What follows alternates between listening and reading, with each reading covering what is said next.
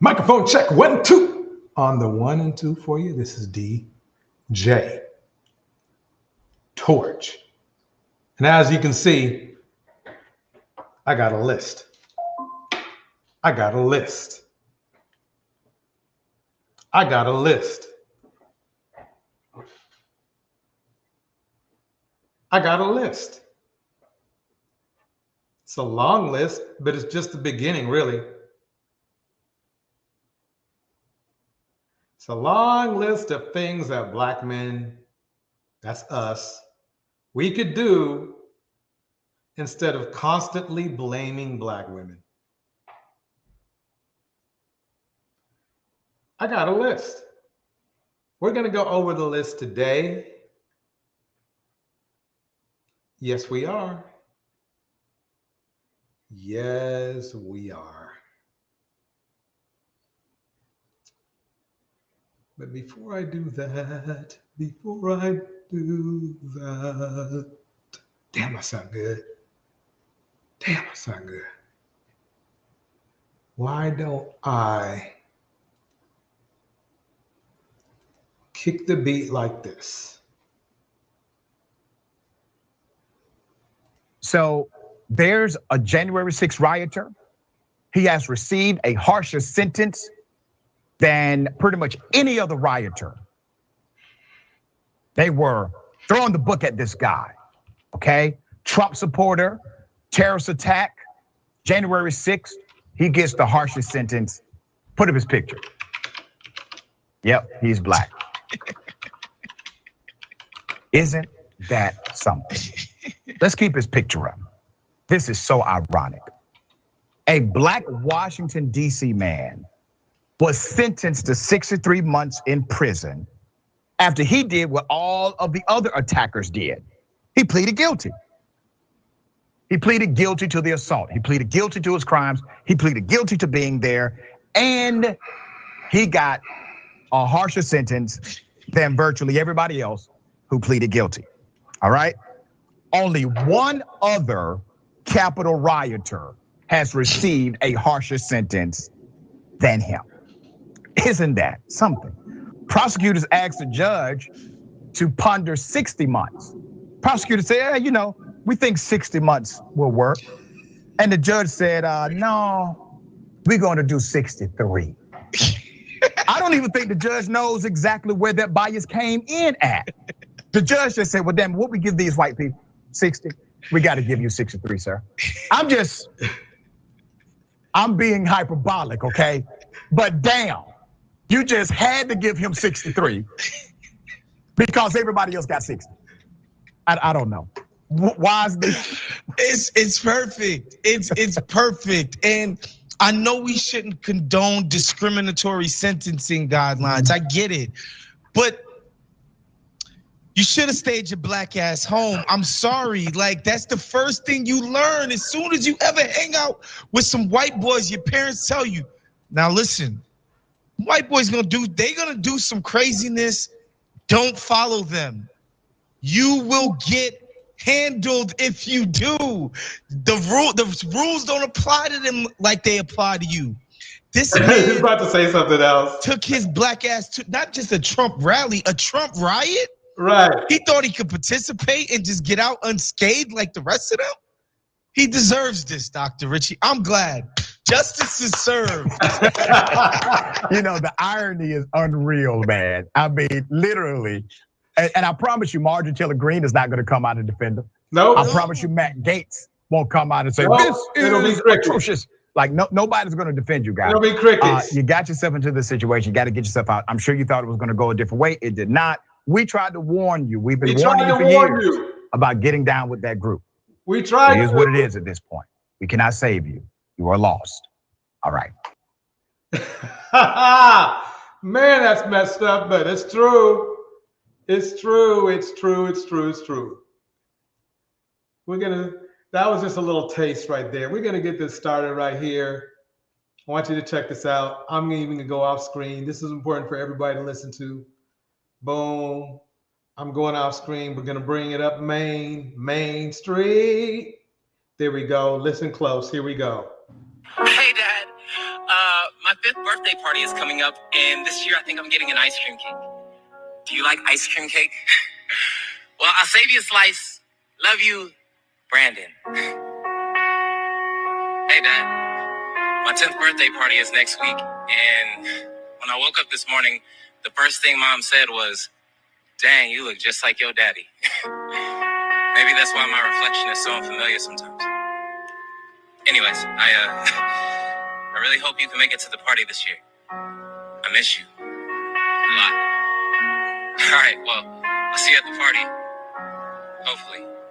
Sincerely, Brandon. Hey, Tyrone. I just turned 16 years old today, and about a week ago, I thought about inviting you to my birthday party this year because all the kids at school always ask, "Are you going to make it?" And I always end up telling them that you're out of town.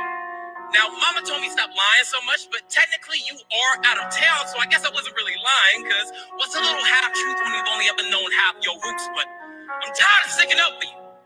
I'm tired of all these sleepless nights. I'm tired of coming out with excuses for your absence. I'm tired of trying to reform my self-image into something that you would consider to be beautiful. I'm tired of trying to earn the title of being called your son as if it wasn't my birthright.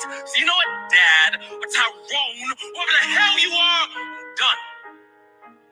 Because all I ever wanted was for you to acknowledge my existence. But despite my persistence, I haven't even met resistance, just absence. And I hate the fact that I still want you here. But I'm done being caught in this delusion. The idea that you, a mirage, could alleviate my confusion. I don't need you. I never did. This is my last letter to you, Tyrone. Goodbye.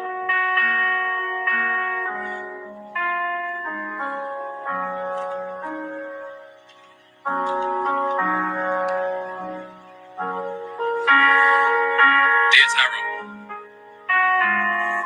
for 25 years I cried into pillow sheets wondering why you left me.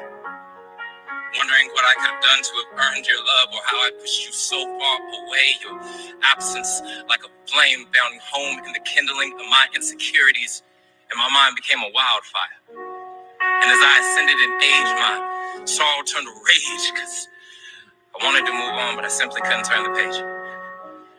Or I didn't want to, because somehow being angry with you still made me feel close to you. And despite our lack of history, Tyrone, I've come to learn that pain, like secrets, can only control you if you hold them within. So I've laid down these woes at the altar of Christ just so I can tell you this. I forgive you. I forgive you. I forgive you so I can finally be free. No longer shackled to my misery, because this situation is so much bigger than you and me. This right here is generational healing because I'm getting married soon. And I want our first chapter together to be started off on the right page with you by my side as I marry my bride. Because Tyrone, for the first time ever, I can honestly say, I love you. And I actually mean it. So will you be there for my biggest day ever? Sincerely, your son, Brandon.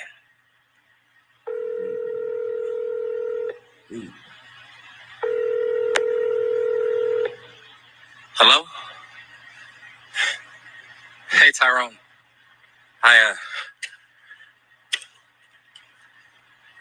I got something I'd like to read to you.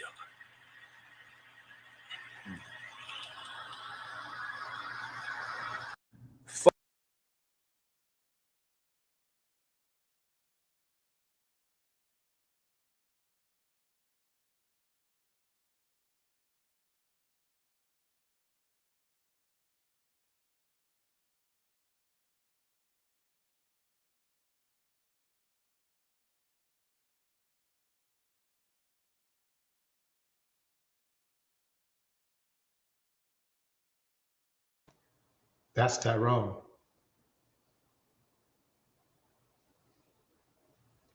You better not call Tyrone.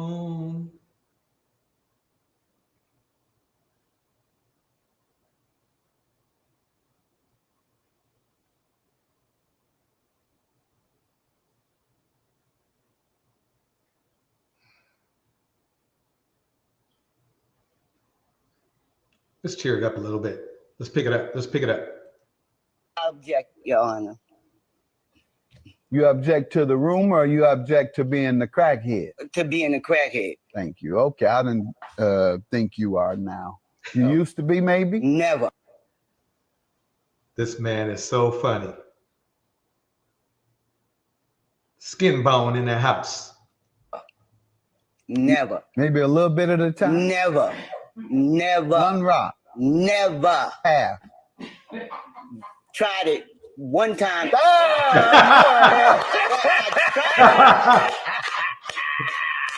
I knew I had something going on. I can smell it. I can smell it. Anybody coming here having used crack, I can smell it. Oh, that's good. Smell a little crack in you. Might have been 30 years ago. Oh, man. The more I look at you, the more you smell like crack. This is actually a very beautiful story. All right, let's go into the world of education. Number one thing that Black men should be focusing on, education, being smart.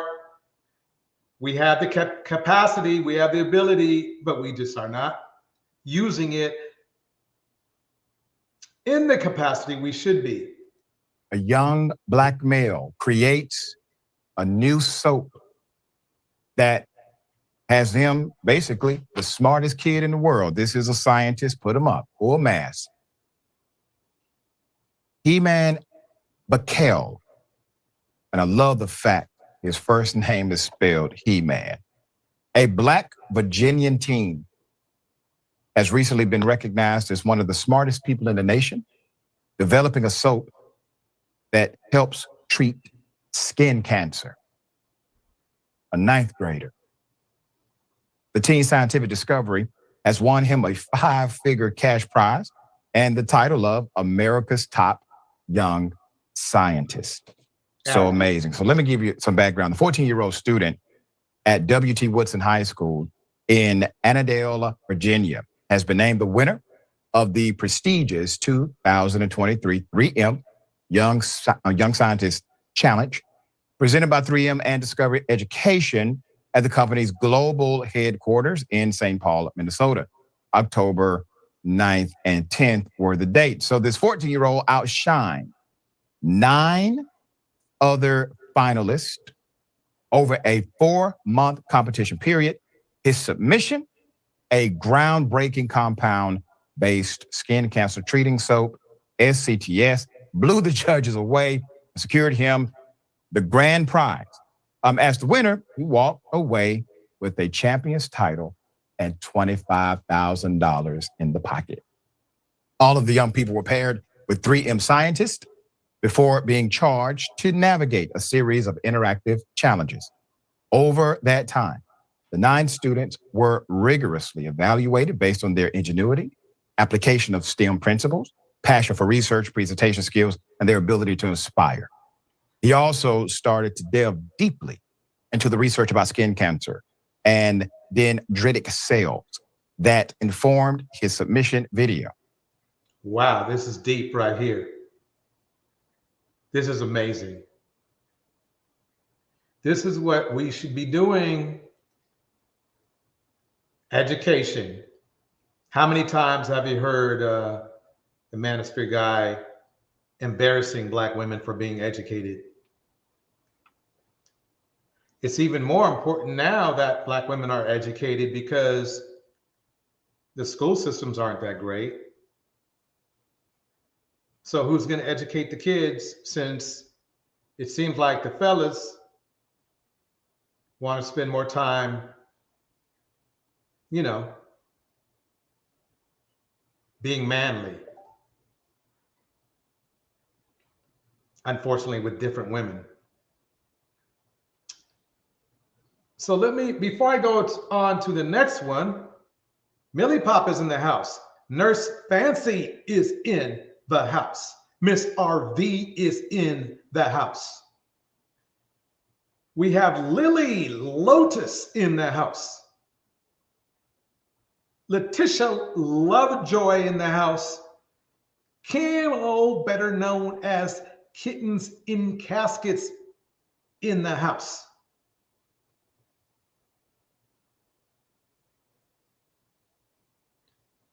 feisty Black Tina in the house. So I think the goal here is education.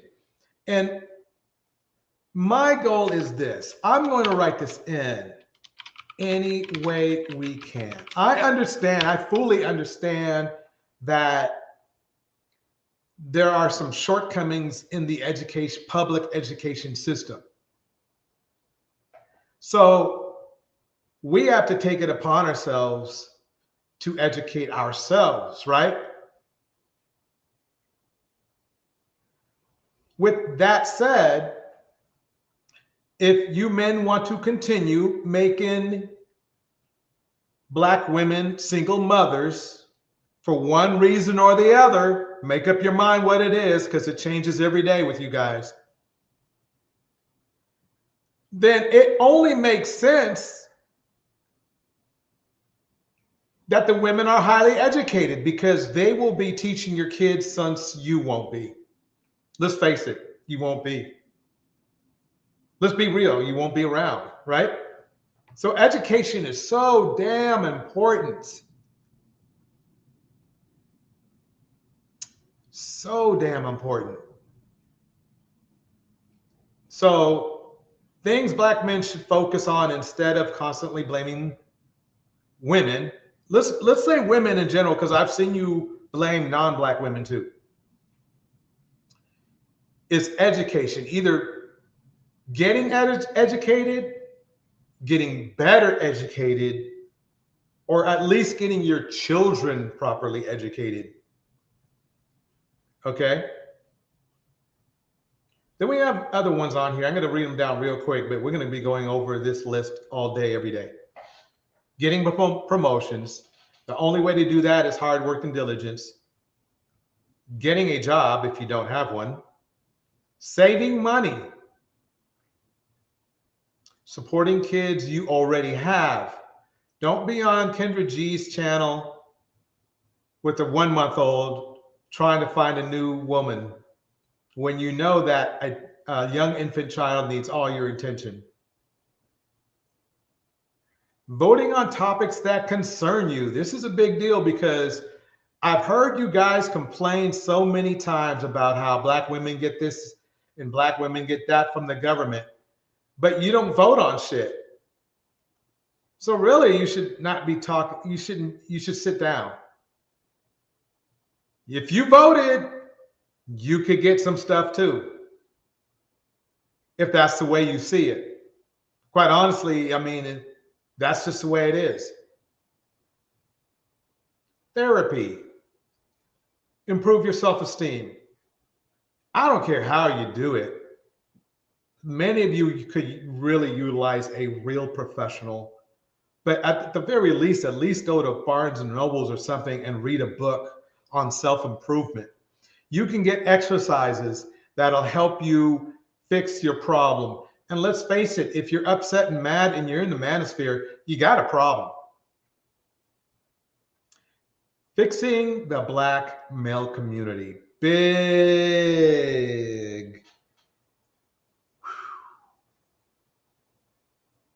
That's a big one. We're going to go over that. And there's police brutality, which it only seems like Black women are concerned about, even though it's Black men that are most of the target. But, you know, and then you get mad when a woman wants to protect you from the police or something. That's funny, but I've heard that on a panel before. I'm not going to play that clip now, but later on I might. Let me go on to the next video. All right, here we go. I did, Karen. That's right. And, you know, police telling us this afternoon that I did, Karen. That's right. And, you know, police telling us this afternoon that the shooter is in custody, although charges against him are still pending. They also said that this was an unlicensed party that was taking place at a building that is registered as an art gallery. Surveillance video shows the moment right around 1 a.m. when gunfire erupts inside a North Lawndale Halloween party. Partygoers are seen running away, crossing the still busy street at 13th and Pulaski. By the time all was said and done, 15 people were shot. Man, 15 people were shot. It must have been some little dumb youngster, you know, some little kid, right? Nope, wasn't. 2 of them critically. We was in here having a fun, good time, and there was arguing. A party had to get lit up. 50-year-old man who had so much to drink, he forgot what he did the night before. So all you hear was gunshots, everybody ducking on the floor, women screaming. Hosted by 3 local social media comedians, the party was, according to some of those there, wrapping up. Fellow comedian Taiwan Tunstall says people were being checked for guns at the door. Today, he spoke out against those who would shoot into a crowd of people. Stupid people with guns kill people. Because I'm an ex-gangbanger, but I put the guns down because I value my life, you know? People should value life out here. And we trying to stand up and be good for the community, you know? And trying to make people laugh, because laughter brings joy. Speaking at the press conference this afternoon, Chicago police said the shooter was quickly identified and placed into custody. His weapon, they say, was recovered. Victims and witnesses did relate that the suspect was ejected from the party, and he came back a few minutes later with a gun and began to shoot. That's another problem, fellas. That's another problem. Let's break it down a little bit more. We begin here at 5 with a CBS 2 exclusive. A Chicago man with a bullet lodged in the back of his head says he believes he's alive for a reason. He was one of 15 people shot during a Halloween party in North Lawndale yesterday morning. That victim is talking from his hospital bed only to our Sade Gray. And Sade, incredibly, Paris Brown is doing pretty well. That's right, Joe and Marie. If you can even believe it, after being shot twice, 29-year-old Paris Brown still had enough energy to speak with us and make an Instagram video letting his viewers know he survived the mass shooting. Good guys. 29-year-old Paris Brown is recovering after being shot in a mass shooting in North Lawndale, but he is still suffering from his wounds. Yeah, I was shot twice. Ow. He was shot twice. I was shot in my back. It went up my back, shot at my shoulder blade, came out of my neck. Wow. Out of my neck, it went back into my neck. And now the bullet is lodged in my skull, in the back of my head. This isn't the first time he's been shot. In 2012, he was shot in the back and paralyzed. Someone shot up our vehicle. Why, I don't know. So are you, any of you men in the Manosphere, wanting to solve this issue here? I think this will take all of our energy. This young man right here, in a wheelchair already, getting shot like that. And I guarantee you, you're not going to do anything, are you? I guarantee you, though, tomorrow, you know what you're going to be doing? You're going to be disrespecting Black women. I know that. That's what you would be doing instead of trying to basically make the community safe. So maybe that Black women trust you more, therefore Black women being more respectful to you. I don't know. That makes sense to me. I mean, I'm looking at it in your eyes. You would think that if you made the environment safer, people would be happier, right?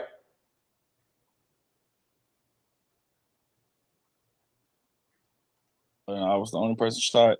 I got shot in the back, and I've been paralyzed since.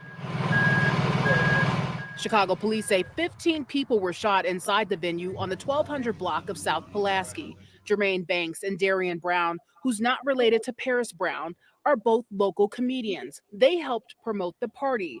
Before the chaos, Darian Brown says the suspect asked to take a picture with him. I took a picture with the guy, telling me he drove up there. I don't know if he was from there. I think he's from there. I don't know. I don't really know, but he was telling me, like, yeah, he's a big fan and stuff. I mean, I took a picture with him. Like, it was a good night. But that was earlier that night. Banks says the suspect got drunk and was kicked out of the party by security. He says the suspect went to his car and got a gun. How many shots would you say you heard? I don't know. I wasn't counting. It just didn't seem. It just at the moment, it just didn't seem like it was gonna ever quit. It wasn't gonna end. And the only thing flashing through my mind is I just pray that this is not my last day. A prayer similar to Paris Brown. I'm all over the place mentally right now, but I know that I'm happy to be alive, grateful, and I know that I'm alive for a reason. So I'm gonna continue to stand on that. Banks and Darian Brown say they both want to apologize to their guests. They plan to be at tomorrow's opening of the Emergency Assistance Center for those affected by the violence. It's from 12 p.m. to 7 p.m. at the Young Men's Educational Network, right across where from the shooting happened. Reporting live in the newsroom, Charday Gray, CBS 2 News. Charday, thank you. We're about to go back on tour. The fifth All spot. right. This is SkinBone right here. He's the one who was holding the event. Please listen to what he's got to say. It's very important. But right now, as you can see, I'm going to flash the list up right here. We're knocking out fixing the Black male community.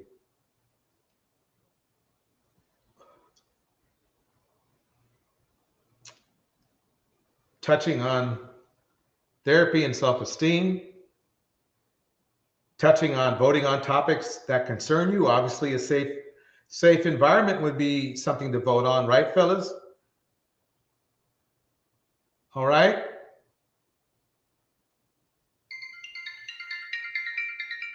I'm going to keep this going.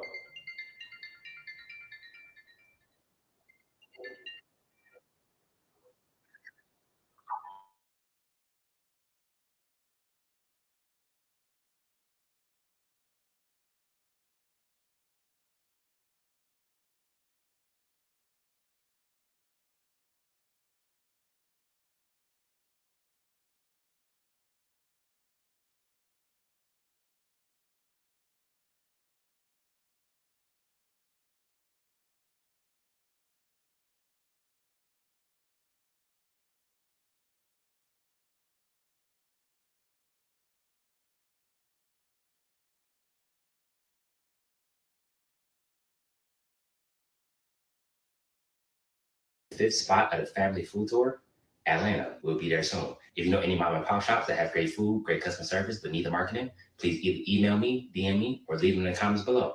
God bless you. Have an amazing day. Y'all be safe. Atlanta, here we come. Yeah. Okay, let's talk about it. Okay. Every restaurant that me and my family go to, we either A, invited by the restaurant themselves, or B, it's about the restaurant 100 plus times from locals, from people who mention me, from people who email me, DM me. 99% of the time, I never go to a random restaurant. With that being said, my opinion was asked for. So many narratives being pushed, and it's insane to me. And let's be honest, what else do you want from me? If I go to a bunch of restaurants and have a string of good experiences, then I'm being too nice. I'm lying. The narrative is being pushed that my eye roll is fake, and I'm lying just to help people. Then on the same hand, if I go to 2 or 3 restaurants where I don't have the best experience, and I'm tearing down businesses, not being mean, now I need to shut up, I need to mind my business, I need to sit down. Again, I can't win for losing. I understand everybody gonna have an opinion on the situation. You can disagree with me. You cannot like what I say. Completely understand, and I'm okay with that. But when my safety and my family safety start coming into play, that's where I draw the line at. But what can't happen is when my family or the restaurants or anybody's safety start coming into play. It's absolutely overboard. Especially when I was asked to give my opinion, because you telling me my opinion only matter if it's positive. Because if it's positive, you got my face plastered on the wall and you saying keep sleeping here. But if it's negative, I need to sit down somewhere and you don't know who I am. That's crazy to me. It was so much positive that happened in Atlanta that was shunned by the Wow. There was so many restaurants we was blessed enough to help. We went to an array of restaurants like we always do at every city. I'm going to be 100% transparent, 100% candid. Me and my family will postpone touring if other cities going to be like this. Every review not going to be the best. I'm going to be 100% honest. If you want me to come, please understand, I will be honest. I don't mean no harm. I don't have no malicious intent. I mean that, and when I say it, I mean it. People be like, well, you know what you're doing. You know if you give a bad review, people are going to come and flood it with hate comments. What else do you want me to do? I'm telling people not to go and leave hate comments. I'm telling people not to leave negative comments. I'm telling people make their own opinions. You want me to lie and say I had a good experience, or you want me to only post the videos when I have a positive experience? And all of the videos I post is only going to be positive experience. Then the narrative is going to be. Yeah, I mean, you hear what he, see, the thing is it's funny that these people would be okay if some other person came in there of a different nationality. But hey, if you, I mean, and I think really quite honestly, he's probably not as picky as some other people would be. You just probably basically look, I'm going to check out the food and see if it's good food. Landon Turner, welcome. Landon says this, the people who follow him have malicious intent. Very well said. Very well said, Landon. Very well said. I'm going to play a little bit more of this, and then I got another one. We push it, I'm only trying to be positive, and we're going to end up in the same situation. And on top of that, I think something is getting lost in translation. When that happens, the restaurants that we are blessed enough to help won't be helped in the same manner because people won't show up in the same way because my reviews would be inauthentic. One of the reasons people show up the way they do is because they know I'm being honest and I'm giving my personal opinion and my personal perspective on the situation. But if I don't do that anymore, it won't be the 3 or 4 hour wait times. And now we won't be able to help business owners and we won't be able to give back to the community. In the grand scheme, that's what this is about. It's about giving back. It's about giving back to the community. It's about stimulating the economy. That's what it's about. All the other stuff, I'm a simple man in real life. As long as me and my family healthy and safe and we can live a comfortable life, I'm straight. Again, it's a double-edged sword. I understand with great power comes great responsibility. God made me for this. I'm built for this. At the end of the day, I just want to eat food, walk in my path. If you want to be on the journey with me, you are more than welcome. If you don't, God bless you. Y'all have an amazing day. Y'all be safe. Very mature, has his emotions in control. This right here is going to be an example of when your self-esteem is where it needs to be. And if it's not, please take a look at number 7, therapy, self-esteem. The way your mind operates, if more than likely for most people, if you're not centered, you will not perform well in life. Let me go to the next one. Here we go.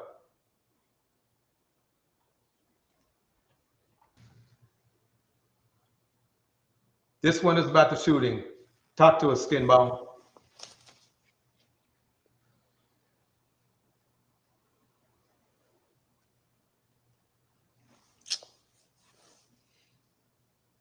He's hurt.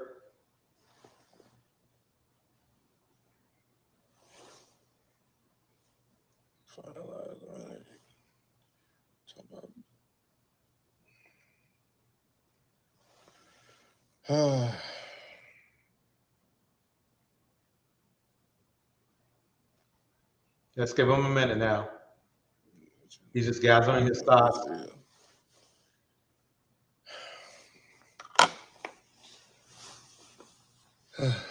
I had to get myself together.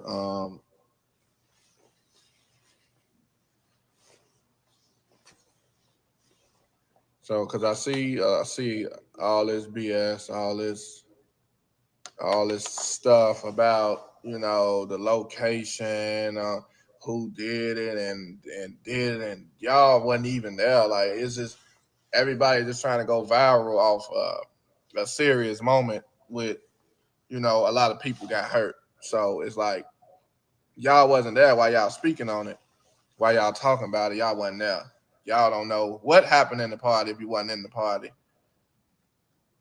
So the party wasn't, we're going to take it all the way back. So first of all, I want to say prayers to anybody that got hit, everybody family member, you know, people I knew I reached out to personally. So, yeah, so we had the party at a whole nother location. We had a party, you know, everybody had a Halloween party yesterday. Everybody had a Halloween party on Saturday. Yeah. So what y'all need to understand is promoters start hating. So when we had our Halloween party planned for a whole nother location, other niggas at clubs started calling about our place because we didn't want to throw our shit at they stuff. So they calling around, yeah, woo, they having this party, go shut it down. They shut it down. We dang. But we got, you know, we are fan people. So if people bought these tickets to see us and let me pause it for a minute. The best thing you can do really is make sure that you run a 150% legit party somewhere where and it's going to cost more. I'm not kidding. It's going to cost more, but you're going to hold your party. Nobody's going to interrupt you. Security is going to be there. The interested, usually the location is going to make sure they have the proper police coverage and all that kind of stuff. I would have hired police as well to make sure everything was on 100, because there's some you can get police for after hours stuff. They do it all the time. And that's how you got to run it. You can't run things. I mean, I know what he did was trying to do a good thing, but you can't run them on the hustle. But I'm going to keep this going. Here we go. With us, come rock out with us. We going to figure something out. Now, that's the let me put this in here. Right there. Anyway, so they shut the party down because people was hating. Like, come on, it's SkinBone, it's low down, it's Hank. Come on now, we like the biggest niggas in the city. Legs for life in the house. London Turner in the house. Miss RV, Camel Kittens and Caskets is in the house. Krita is in the house. I'm gonna keep going. When that shit went up and they seen all the people, oh yeah, we finna go to SkinBone party. They called, they shut it down. We at the next location, but I personally didn't pick this location. Like, this was some last minute. You know, they found their location. We just sent everybody that way. It was decent. Like, it was, it's in the hood. Everybody, yeah. Why would you have a party over there? It wasn't the location that made the party bad. It was not the location. You can have a party. You can get shot in church. It don't matter if it's a goofy in the facility. It don't matter where you at. So I wish y'all stop saying like, "Oh, he was on 13th Pulaski." That's what you thought would have happened. Okay. Well, let's put it this way. I agree with them somewhat, but not fully. If it's a location that it's just strange that those locations where, I mean, let's face it. Come on, if you had it at the Biltmore, where they don't even let people through the door unless like they put you through a check and all that kind of stuff, a gun, a metal detector and all that kind of stuff. You're not having these kind of problems. You're paying a shitload more, but you're not having these kind of problems. So the thing is that I think he's very well off. So the problem is sometimes we, as a people, we will be penny smart and a pound foolish. Let me keep it going.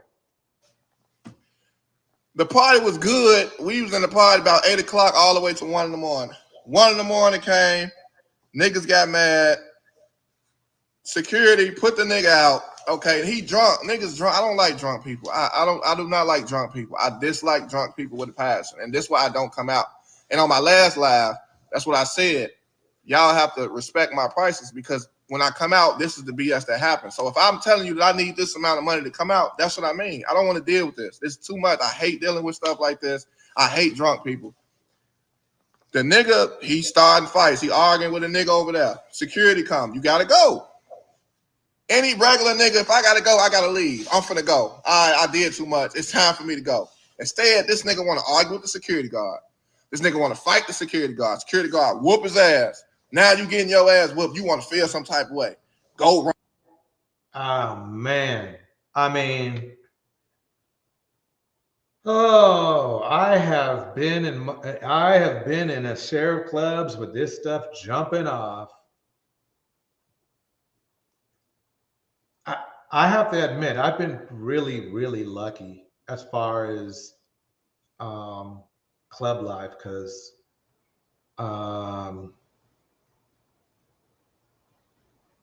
it can get really weird. I remember being at one venue.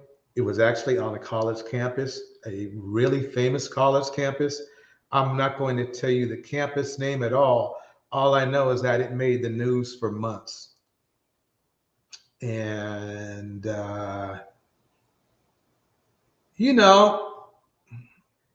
couple, they said they were gang members They said they were gang members. They came to the party, and they just came to party. Lo and behold, this was so long ago, I can't believe it. Lo and behold, he has a gun on him. They didn't check him. Because they didn't want to pay for the full price of security. I guarantee you, this event that I was DJing at, that changed the whole way that college operated from that point on. And it was a very long time ago. Anyway, long story short, the guy's, pistol slips out of his pants. He's out because he's out there partying. He's out there having a good time. He's having gorgeous women and everything, right? Gorgeous women. He was not there to do anything bad, but his gun slipped and somehow shot him in the leg.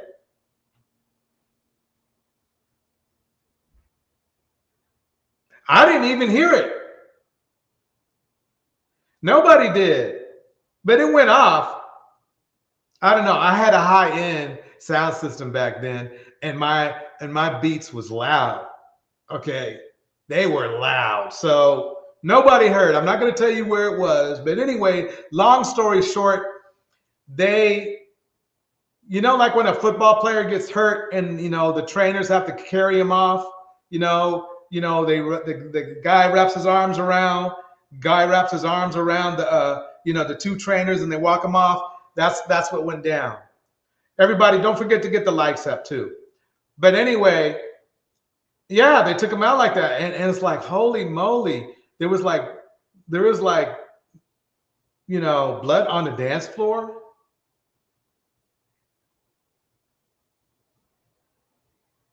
It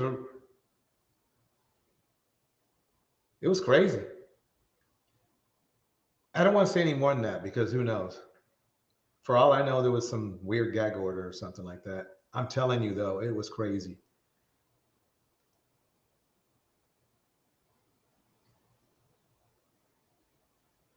I do remember doing one of the smartest things I ever, in retrospect, that I could have ever done was not stopping the music. Just letting him sneak out. Don't bring any attention to him. Let him drag him to the hospital. Smartest thing I ever could think I could do. Anyway, back to this. Here we go. Run to your car. And that whole situation right there was dumb to me because why would y'all let that nigga go to his car, man? Why would y'all let the nigga go to his car and do what he's supposed to do? Y'all supposed to stop that nigga from going to his car because, like, we in the club. No, SkinBone, I'm sorry. Remember the brick lady? Remember what the men said? We ain't supposed to protect you. We ain't supposed to protect you. Remember when men in the manosphere mostly got up and said, that's not our problem. I like your point of view, though. SkinBone, I actually love your point of view. We should be doing stuff like that. But that's why things are the way they are, is because we have men on and offline dedicating themselves onto not protecting the community. That brings me, we're here. We're all over. This is not in chronological order, if you could understand that. Fixing the Black male community, that's where we are. And therapy and self-esteem, because obviously the shooter needed that. That's for sure.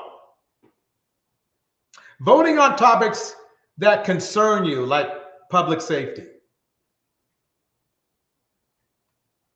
Wow, we are hitting them up today. Let me get back to SkinBone. Nobody know what's going on with that nigga outside but the security. We in the club. Y'all let the nigga go to the car. I knew it was some bullshit when I see the security running in the building. Why the fuck y'all running in the building? Y'all supposed to be securing us. Y'all running here. I'm like, what the fuck going on? 2 seconds later, bullet fly past my face. Glass fly past my face. Almost died. I literally saw the bullet fly past my face. We on the ground. I don't know if you saw the bullet, but you saw the bullet. He on the ground. I'm on the ground. My manager. I make a small projectile, fly at the speed of 50, 60 miles an hour. That's going to be hard to see. So my manager good because that's who I was at. I'm in the front by the front door. That's what I'm saying. Like I'm by the front door. So I'm sitting down like this. This is literally the glass that you see through the front door. So that nigga opened that door and aimed at me. He shot this way. We get on the floor. He come in through the door. He's shooting people that ain't got nothing to do with nothing.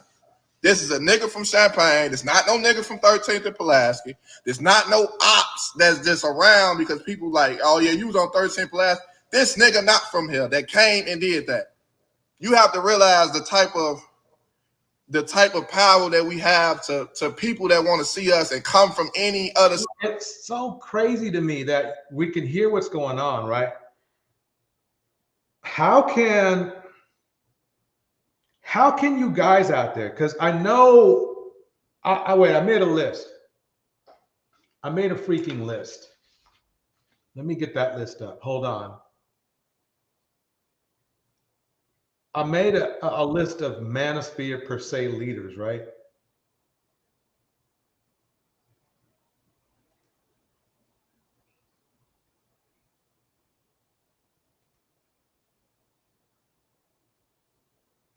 Let me make this bigger so everybody can see it.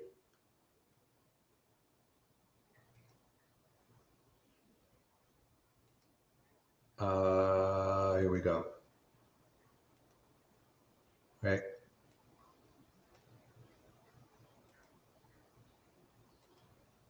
Okay. So here are your leaders. Here are your leaders right here. Let me bring this down for a minute so I can see what. You got Old Kev, Child Support Samuels, Anton, Throw Women and Children Out with the Bathwater Daniels. You have Poor Man's I Hate My Mother podcast. You have Mediocre I'm a Male 304 tutorials. You have Obsidian I'm Fat Kang I'm a fat cane carrying incel Ali. We have Charleston, I delete and grape white women white. We have Austin Monger King Holloman. We have Kanye, I hate black people West. We have DJ Home Scammer Envy. And I heard that Charlamane is in the mix as well, by the way. So that's two of them. Look at all these leaders. Look at all these leaders. I got more. Section 8. That's who I call Angry Man. I just call him Section 8. I keep it nice and short. The sadistic lawyer who beat up on a 5-year-old kid. I ain't going to say who it is, though. The other lawyer who's been divorced 3 times. I ain't going to say who he is either. Derek, I'll smash anything with the Post Jaxn. Unfresh and unfit. O'Shea, Buckwheat Jackson. Snoop, I cheated on my wife 2 million times probably. Da, look at all these people. These are the guys you choose to lead you. Just a small list. There's more. There's more. There's some minions too. Let me get back.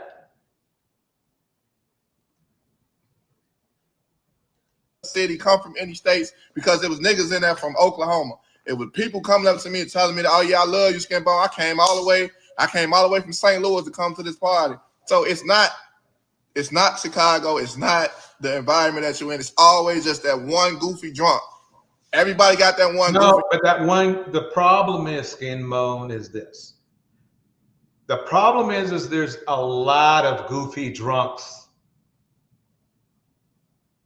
Okay. They got problems. They need help.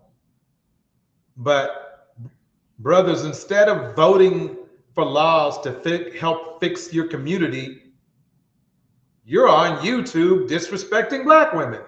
How does that work? What respect, quite honestly, as a whole, What respect have we earned for Black women? What stats can we brag to all other cultures about that we're better than doing that is a positive stat? Be drunk in their family, that nigga was just happened to be there.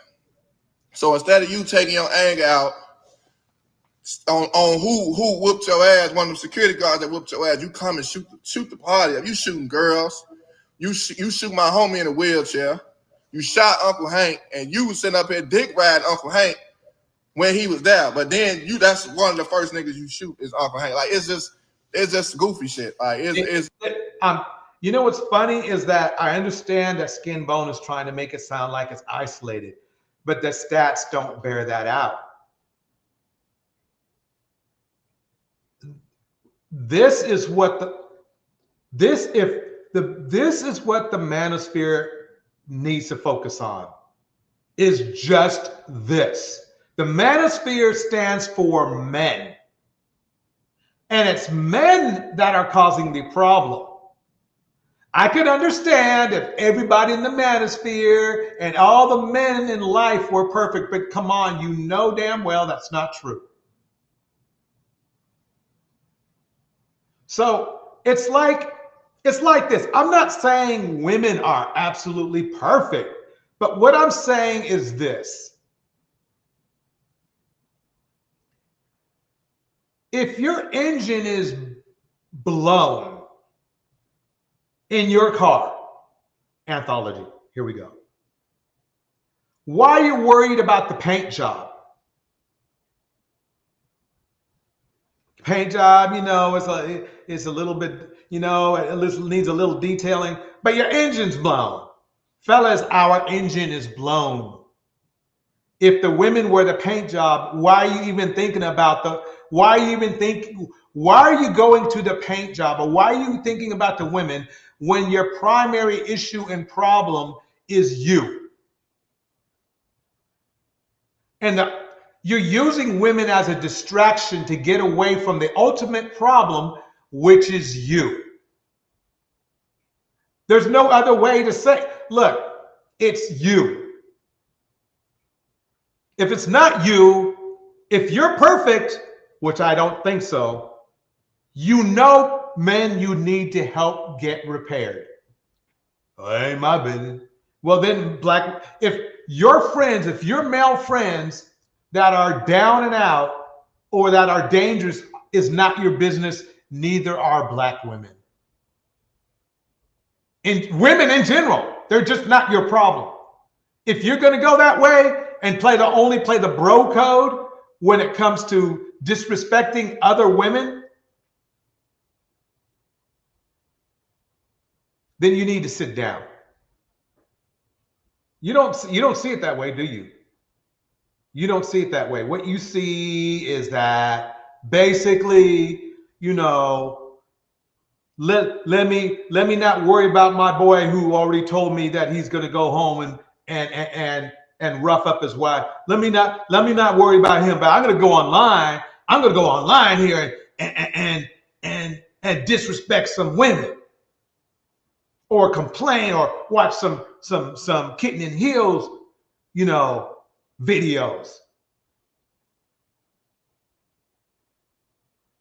Taking information from another mentally broke person.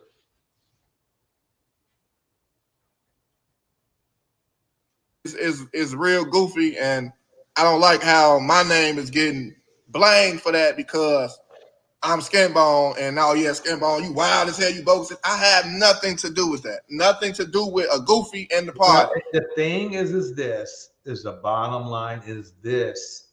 Don't forget to hit the like. Don't forget to hit the like. We always talk about responsibility. Okay? You have to make responsible decisions before you even get there. Another red pill YouTuber made a video about how women don't listen to men when it comes to protection. When in reality, it's the men that don't listen to men for protection. That's stats. That's you guys love so stats when Kevin was around. Keep loving the stats now when he's not.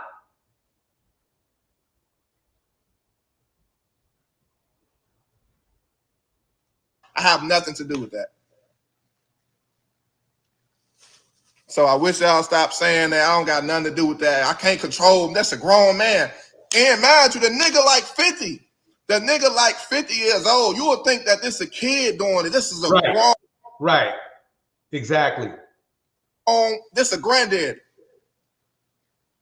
It's a granddaddy. Like, you know, Lapeef is from Chicago. I wonder if they know dude who did this. I bet they won't tell us though. For all we know, maybe he was on the panel sometime.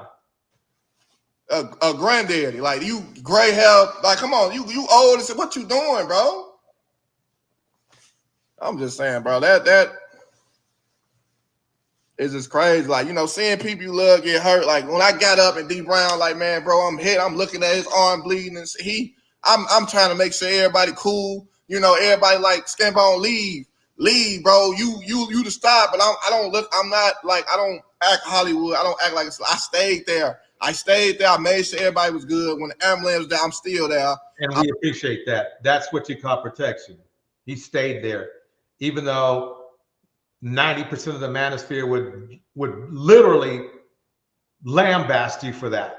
I'm making sure because y'all came to see us. Like I'm not finna act Hollywood and oh yeah, I gotta get the fuck on. No, we came in here together. We gonna leave together. So I want to make sure everybody cool, and that's what I did. I don't have to do all this extra stuff. You know, I just was talking to the news. You know, I was just doing all that. It's just, you know, we just gotta move different. Like it's just we gotta move different. We gotta pick and choose who we surround ourselves around. We gotta upgrade the security. You know, it's just a goofy that ruined the moment. Like it was no problems in the party. It was just a goofy. And there will be more goofies that will ruin more parties. So when do we start working on those goofy problems? When do we start working on those goofy problems? Here we go. That's all. A goofy that was drunk and wanted to. Y'all know the drunk ladies. You know the drunk goofies that be aggressive with y'all, that want to try to get your number and won't take no for an answer, nigga. You know niggas. You know the nigga that be you looking at my girl. You know y'all know the aggressive, goofy, drunk niggas, and that's who that was. So it wasn't. It didn't have nothing to do with the area. It had nothing. It wasn't gang related.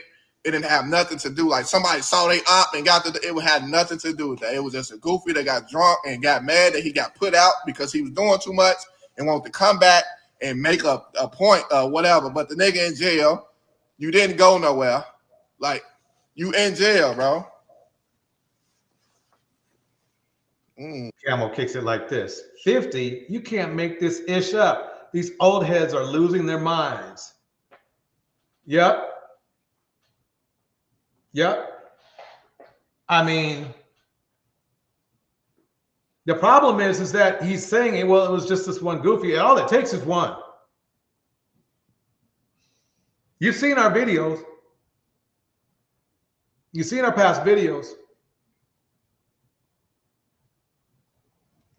That's crazy. It's just, I be trying, man. I be trying to do right. I be trying to hold these events so we can have something positive doing the city, something fun. Like we don't be having nothing to do.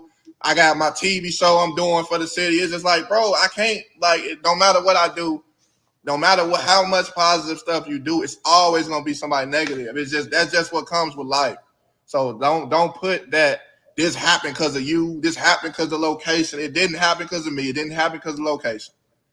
It happened because a nigga just a goofy. It don't get no better than niggas just a goofy. It is what it is. Like I said, prayers to everybody that got hit, prayers to their family. You know, Uncle Hank, he good, Mella good. Mella famous guy got hit, Mella good. My sis got hit. She good. She just got out of surgery. Mango, you shouldn't have never went live. That was goofy. It's people bleeding, bro. You recording everybody bleeding. That's goofy. Like, why are you recording all these people? You literally just almost died, and the first thing you do is wake up and get on live, bro. These people don't want to see this video of their cousins and stuff on the floor. Like, you recorded 33 minutes of people bleeding and freaking out and tweaking for clout, and then the first thing you do is go get on the news. Like, come on, bro. Nobody want to see Nobody wants to see that. Nobody wants to see that. Didn't nobody want to see that? Cause I'm literally watching. This is a sidebar, but that jacket is off the chain. He's got on. I really like that jacket. That's clean. I think it's. I'm 99% sure it's a bike jacket, but it is off the chain. Lots of people, can y'all tell them? People telling me, can you tell him delete the video? Can you tell him take the video down, bro? That man clout chase, and that's what he want to do. He gonna do it. Cause literally nobody first thought was to go live. I swear to God, the video start soon as soon as the police called the nigga, he went live. It's like, damn, bro, you ain't even wait. It's people bleeding. You don't know if somebody finna, check out over here. Like, people don't want to see they people on the floor. You tweaking. It is what it is. That video everywhere, but it's just like I just don't want my name tied up to that. All the people them is grown men, grown women. I have no control over how they react. I have no control over what they do. They don't have nothing to do with me. All I do is I be SkinBone. I be myself. I make people laugh. I tell jokes, But it's just like, I don't know. I just don't want my name tied up to that,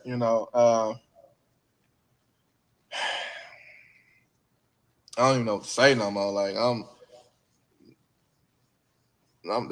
still shook up from that yesterday. Like, I don't know. Like, I done seen motherfucker, you get out. I seen people shooting about, but I was like, either across the street or on the next block. But when you 2 feet away from a motherfucker blowing and you don't know if he finna aim at you, like, it hit different.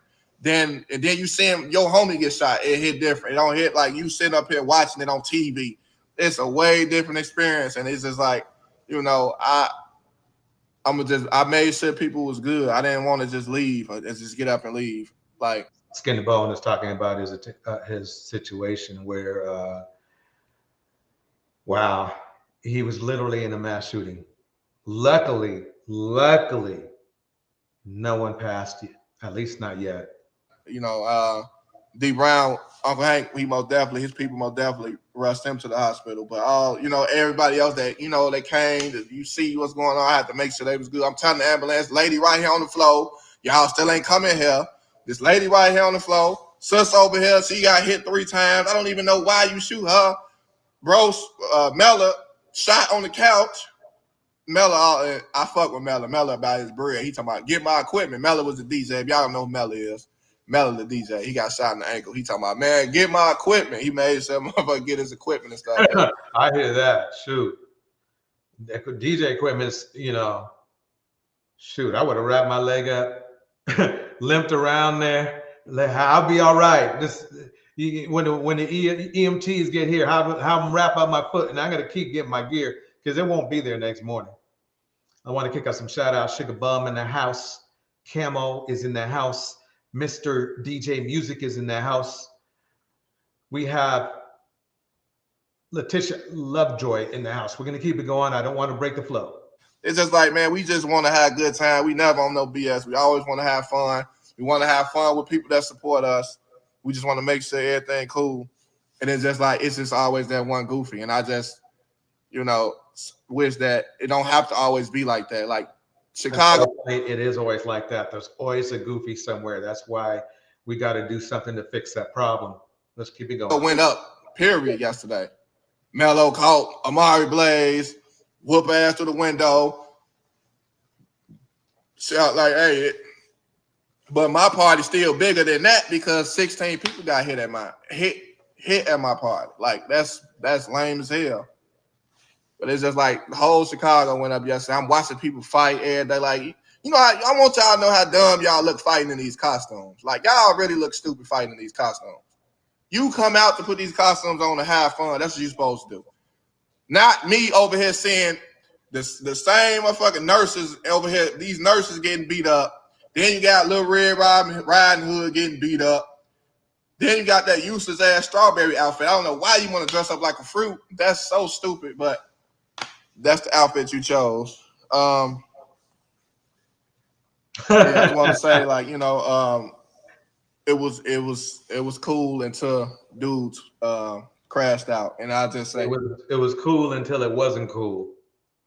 The nigga was 50, so it wasn't like no young nigga with no mask on. Nigga ain't had. And he was a bus driver, of all things.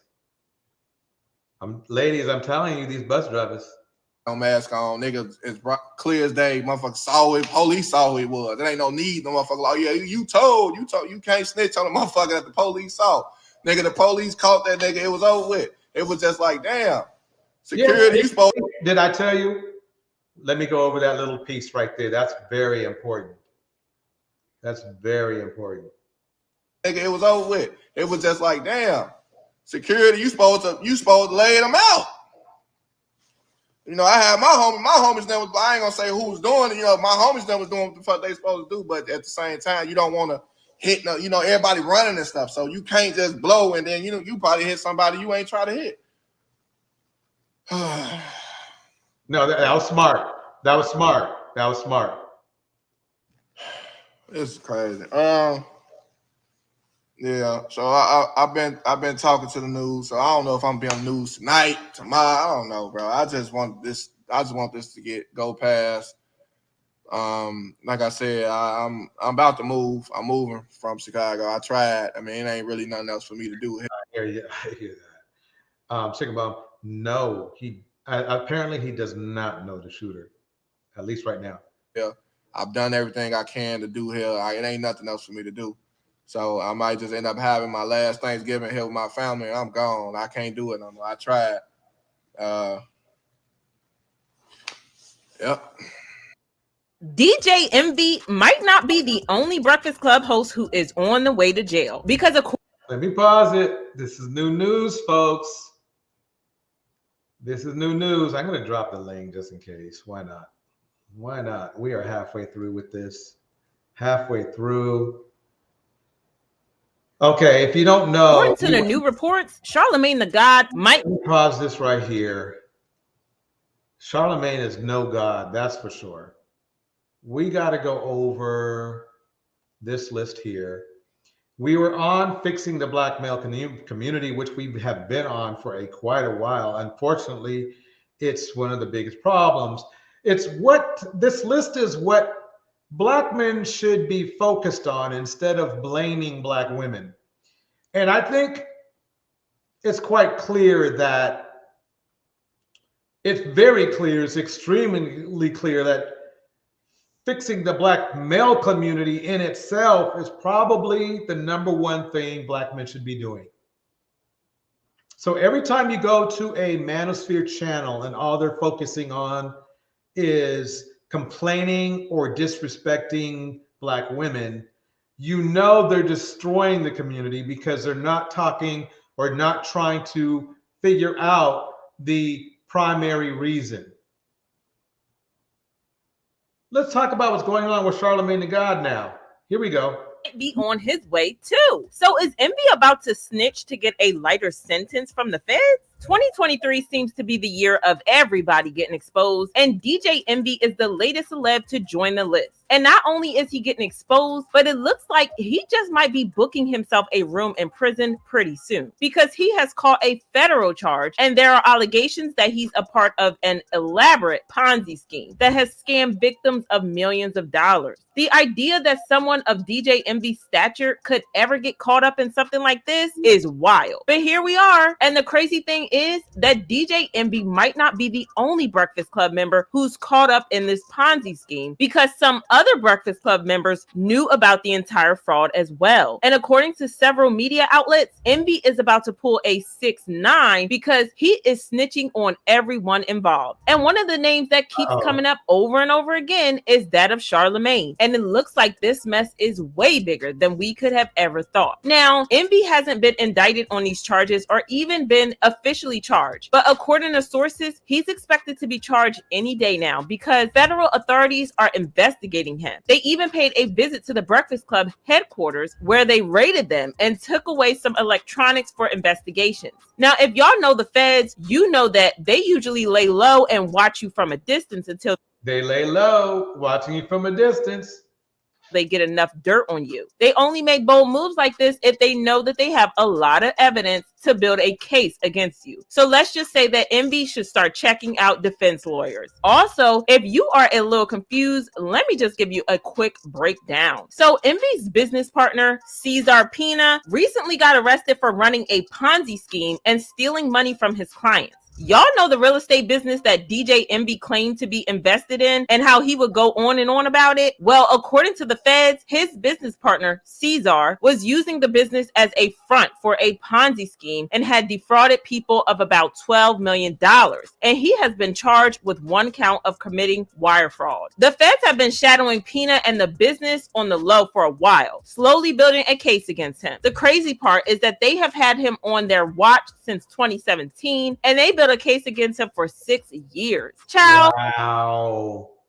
So this is what I see. Envy knows. Envy's on the hustle. These are guys that are close friends. I'm sorry. I think they're all in on it. They all got greedy. Okay. They all got greedy, even though they were all making good money. That's a pathology problem. Never thankful. All 3 of them probably cheated on their, I know at least 2 of them cheated on their wives. One guy was, only cheated, that was 5 years ago. Negro, please. Here we go.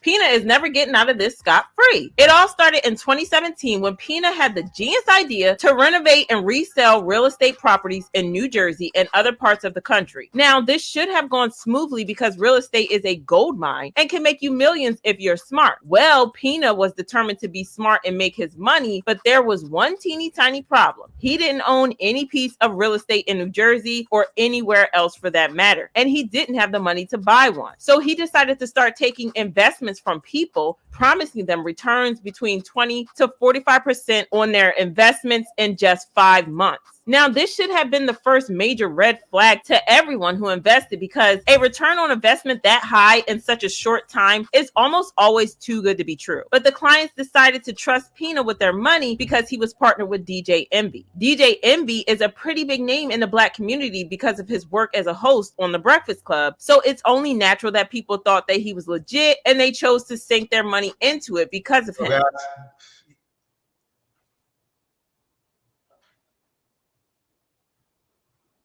We love getting scammed. We need to fix that problem. Or at least that's what most of the... Let me look at my list real quick.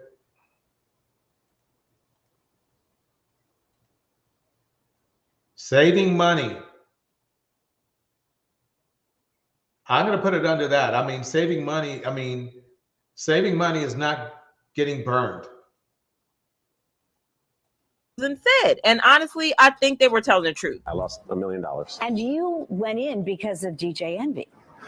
Yeah, I did. I mean, I'd known Envy for years. Who says he worked on Envy's cars for years and believed his pitch. He did get back a return on an initial investment with Caesar, but maintains a second investment on this Patterson property went south. It wasn't. So what should happen is that DJ Envy should give this man a couple of his cars. Make up for it that way. I think it's going to happen anyway, so he might as well get it like that. DJ Envy, I would have never invested into Caesar. I lost a total of $64,000. Like I said, Envy had built a... $64,000 is not that bad. I'm sure DJ Envy has a couple cars at around that price. he'll need to give them 2 because you know how the depreciation and all that math works. Unless it's like something like, you know, one of those high-end BMWs or something like that, something that's worth like 100,000. He should do that. Name for himself, and people trusted the business 100%. But that turned out to be a grave mistake because Pina decided to use the investors' money on himself. He diverted the funds from the company to spend on his very lavish lifestyle, and when the time came for him to pay back the money plus the interest, he just used money from new investors to pay the old investors. Damn. You see that? Straight hustle. Straight hustle. Women are just so privileged with a lot of things. We don't realize simple concept. Like, for example, when a man is telling us to chill. You're in a halfway house? Yeah. Okay. What did you do? Long story short, it involved a lot of guns, a lot of attempted murders. That is a form of protection. This man approached me and was asking for my phone number and, you know, calling me all these names. A Nashville woman says she was terrified when a man started destroying her car after she turned down his advances. When a man say, hey, don't wear there, that's going to go under the mental health department. Let's keep it going. That, don't go there. Don't engage in certain conversation or certain, okay, I have a question. You know, friend group. What gender was the guy who shot up SkinBones' party? I already gave it away. I said guy. But anyway, you get where I'm coming from. I don't see what protection this person is talking about. Don't want these girls stripped. Look at her. She lost her eye because she turned down the black man. So when you see the Kangs attacking black women, hurting black women, doing the most egregious things. I'm a killer. I'm a killer. Can you just walk away, please? A few moments later. Oh my God. Oh my God. Bitch. Go. What the? It's not him trying to control you per se, or, you know, him being insecure. I'm going to stop that right there. You get the idea because I'm bringing up this. There's a new. 5 former police officers have been charged with murder in Memphis, Tennessee. The men were involved in a traffic stop that led to the death of 29-year-old Tyree Nichols. Nichols was pulled over on January 7th on suspicion of reckless driving. 3 days later, he was dead. An autopsy indicated he had been severely beaten. CBC's Sarah Galashan has more on this developing story, this breaking story, really. Sarah, officials held a press conference this afternoon. What more did we learn? Katie, we learned that these 5 officers have been charged. They all have joined the force within the last 6 years. At least 2 of them, members of the elite Scorpion unit within the force, and the Scorpion unit was created to address violent crime. And now all 5 of them are facing the same charges: second-degree murder, aggravated assault, aggravated kidnapping, official misconduct. So, get this, a violent crime unit is being convicted of violent crimes. You can't make this shit up. And official oppression. We were told that they all played different roles on January 7th in that violent assault against Tyree Nichols. But according to the district attorney, all of what they did contributed equally to the death of the 29-year-old. That autopsy that you talk about, that independent autopsy paid for by the family, showing that his death was caused by extensive bleeding, the result of a severe beating. Nichols was a FedEx driver, described by his mother as a loving and near perfect son. And lawyers from the family saying in a statement that they feel these charges go some way to providing hope that justice will be served here. The district. Let me pause that. What kind of protection is that? Is that the kind of protection that we offer? Don't forget this one. We're going to begin with some disturbing new video in the murders of a man and his son after a fight over noise turned deadly in Brooklyn. Yeah, police tonight are looking for a neighbor seen on that How about video. this protection right here? The dead. Shots. Eyewitness News reporter Crystal Cranmore is live in East Flatbush with our lead story tonight. Crystal. Listen, Bill, police have identified the suspect as 47-year-old Jaxn Pass. As Another old head. Continue to look for him. This community is on edge tonight, demanding additional resources to fight the violence. Now, we know police were able to identify Pass thanks to surveillance video, too graphic to show in its entirety. 48 hours after surveillance video obtained by Eyewitness News captured the moment a man gunned down a father and son. We need love. We need love. And not hate. And not hate. Community leaders came together to denounce the violence outside the East Flatbush apartment complex. We're here to simply let the residents and the community members of this Flatbush Gardens community know. We got some work to do, fellas. And it doesn't involve women. We got some work to do.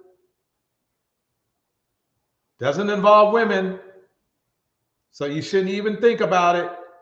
You should be thinking about fixing your friends. And don't say you don't know what I mean. We stand in unison. The shooting on Sunday night, the result of a years-long dispute over noise between two neighbors. Based on our investigation, we found that there were 6 previous 311 calls by the people in 3E. Noise complaints. Authorities say Jaxn Pass, who lives in the Flatbush Gardens complex, shot 47-year-old Vladimir Maturin and 27-year-old Chinwei Mood after going upstairs to confront the family. At one point, you see Maturin appear to hold a pair of scissors to Pass's neck as his wife tries to pull him away. Notice how Chantel was trying to be the one who was saying that it was black women that put men into danger. But look what she's doing there.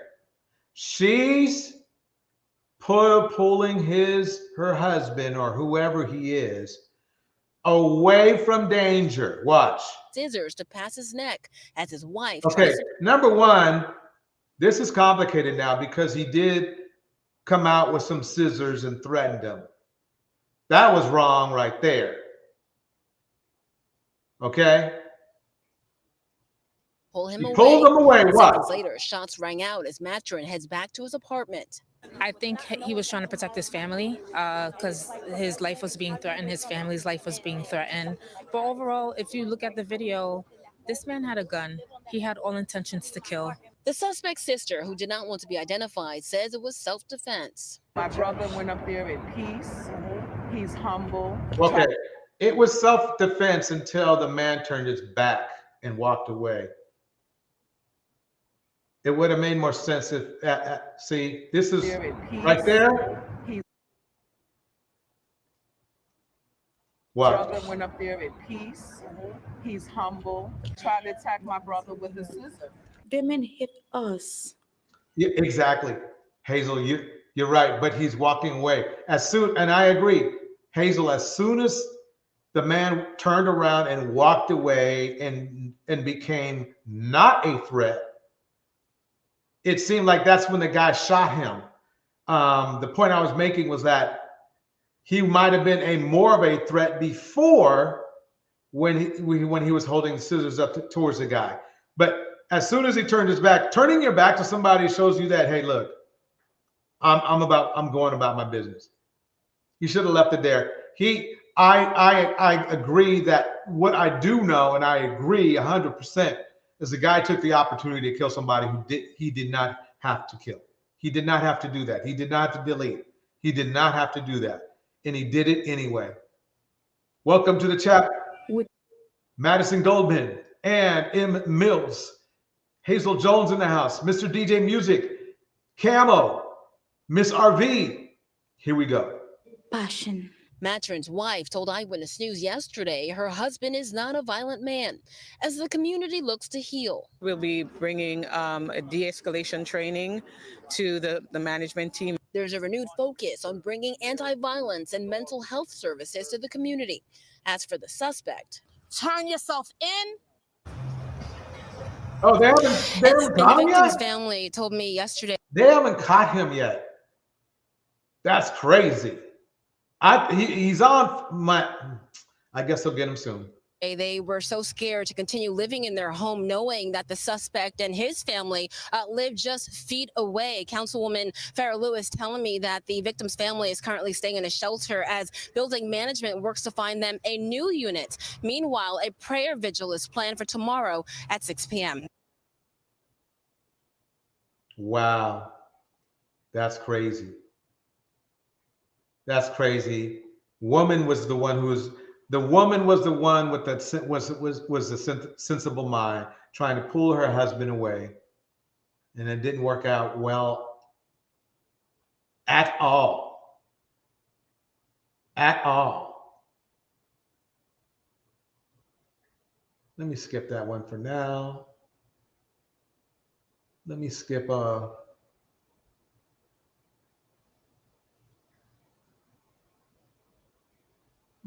let's go here. Let's go here, right here. The reason why patriarchy works so good, the top 1%, them some cold, they cold. If you don't already know, you need to know Princella in the house. Because they turn the tables of nature, confusing everybody, right? Now, women know this shit don't work. Women know patriarchy don't work, but the male don't know that it don't work. Let me tell you why the male can't figure out that patriarchy is what's f***ing him up. Because males have extremely fragile egos. Because I need you to understand the psychological nature and what is really the male's issue deep down in his core, what drives all of his insecurities.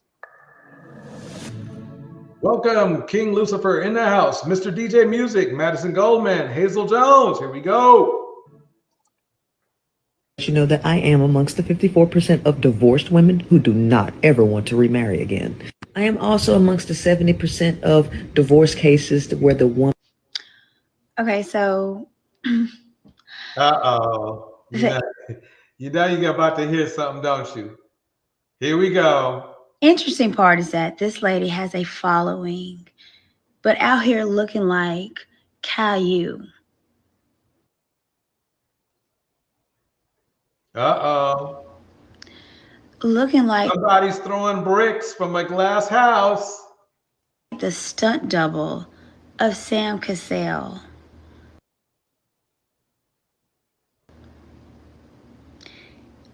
And there's women throwing bricks from a glass house. Following her, thinking that she has the blueprint to relationships.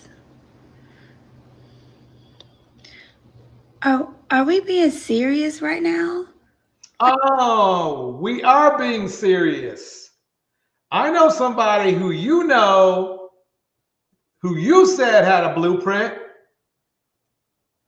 I would tell more young men to do this. Keep your head down and eat crap until you're 30. Get out there, fail, try some things, spend about 5 to 10% of your time. All right. Wait. I don't know if it's still true today. I will say that. I don't know how Courtney stands today because I thought her ideology altered some. However, she's trying to roast Princella versus a man who averaged $900 a month and was only married for barely, I think, a year or 2 years. I could understand if like, wait.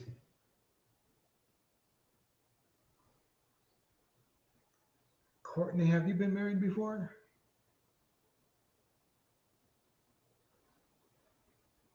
Just saying. Just gotta saying. Hey, look.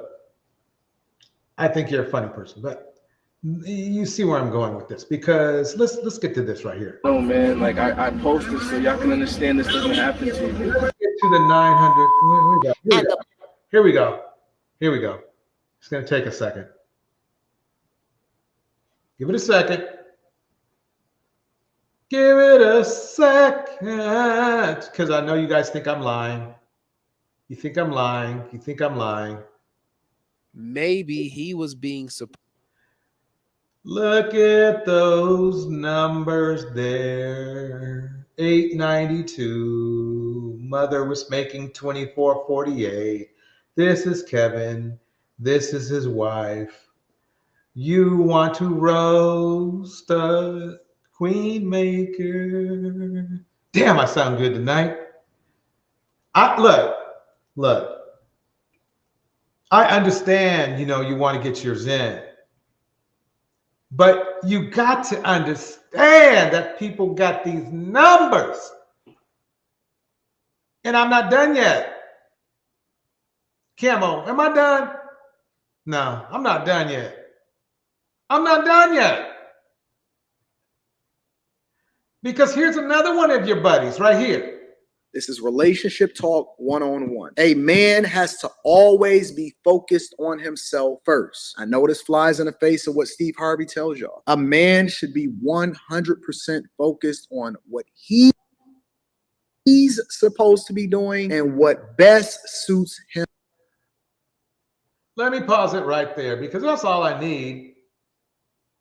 But this is him too. Let me refresh this. I'm gonna refresh. All right, y'all. Anton Daniels is a YouTuber who is bragging about his money and begging people to join his Patreon. This video is to look at the paperwork and see if he's actually who he says he is. Let's look at the or if he's paperwork. lying to the YouTube community. We don't like liars and we like good character. We like people who are honest. So let's look at it. Let me show you my Versace sandals.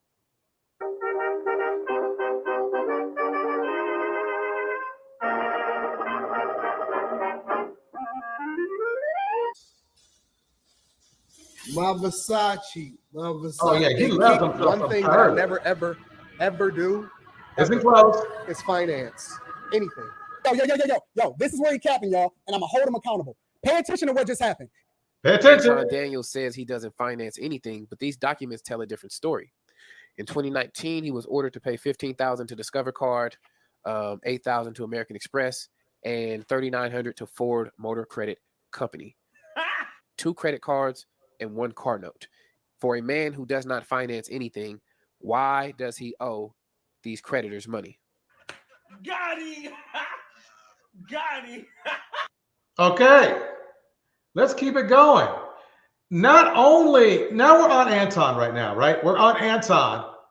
And let me show you some of the influential people Anton deals with. Like this guy right here. No, nigga, I'm telling you, nigga, I serve time. Wait, let me pause it. I want to make sure you can hear it. Let me. For killing the white man. It's orchestrated and documented, nigga. Then I'm telling you I'm online about I rape white hoes. Why would But now when you say you rape white hoes, you ain't saying it like you actually rape white hoes. You I saying... did. Yeah, I am. I'm saying it like I gave scenarios where I done it. That's Anton's boy right there. Listen, let's wait. Maybe he was just joking. Let's let him clean it up. You must ain't seen the video. I seen the video. I gave scenarios where I done it. Okay, now when you say stuff like that, bro, I be confused because I don't know if you speaking in character, right?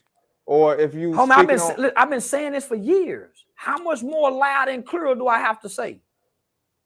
That you was raping white women.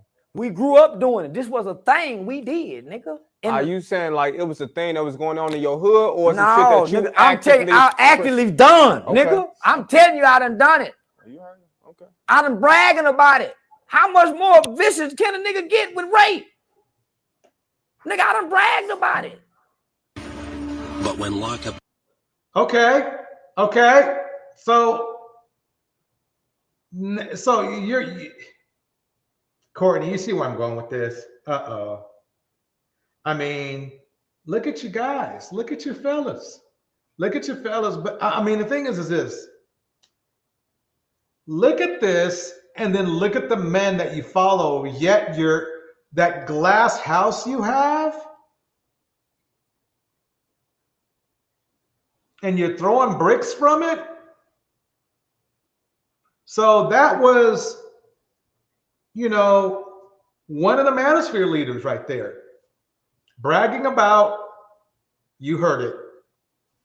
I'm not done yet because this is another one of Anton's buddies right here. visited Kentucky State Penitentiary, we met Fleece Johnson, a longtime Who's Fleece Johnson? Who is Fleece Johnson? who practices a very different kind of homosexuality.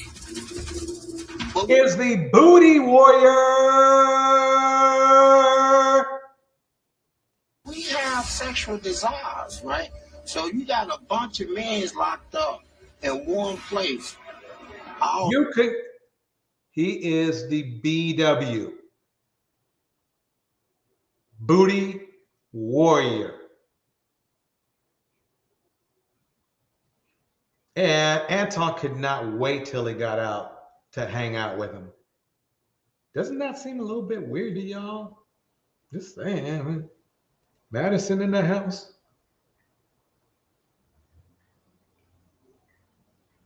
I agree, Madison.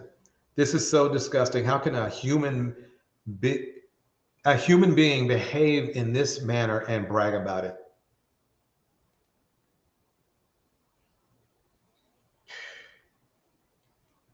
The booty bandit warrior. Hazel, you nailed it.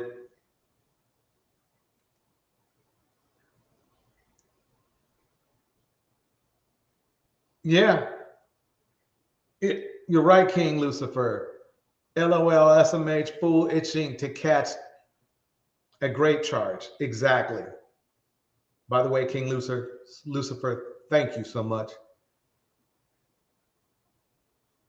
Let's listen more. All of them get hard.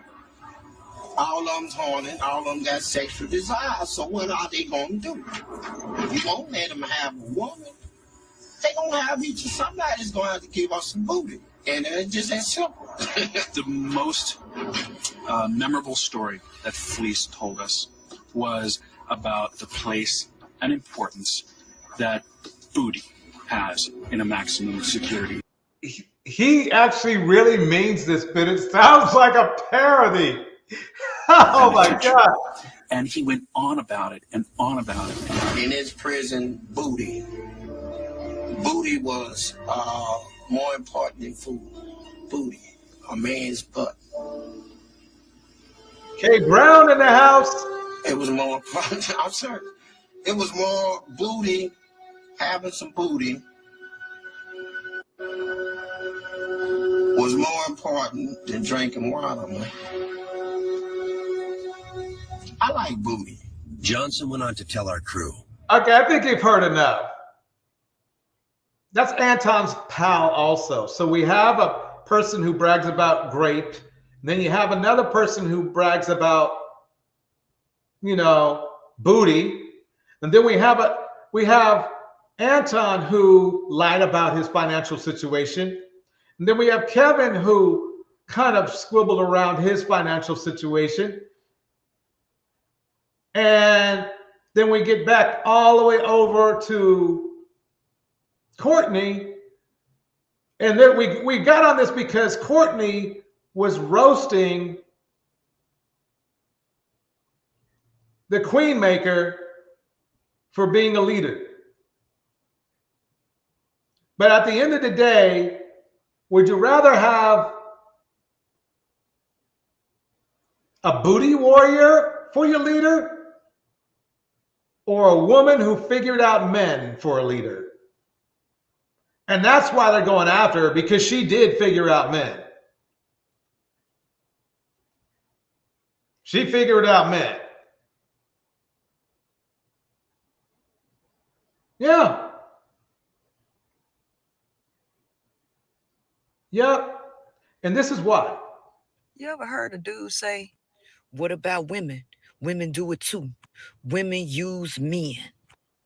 The truth is, women ain't using men. No. See, when men approach women already on game. They just hoping that their game is good enough to get everything that they want out of a woman. Let me pause it. That is, you don't know how should I put it, profound that is. Because if you look at all the men who complain about women, They're either complaining about women that are out of their league in one way or the other, okay, or their Instagram or OnlyFans. But what they do, these men, they get mad and frustrated because they can't get those women.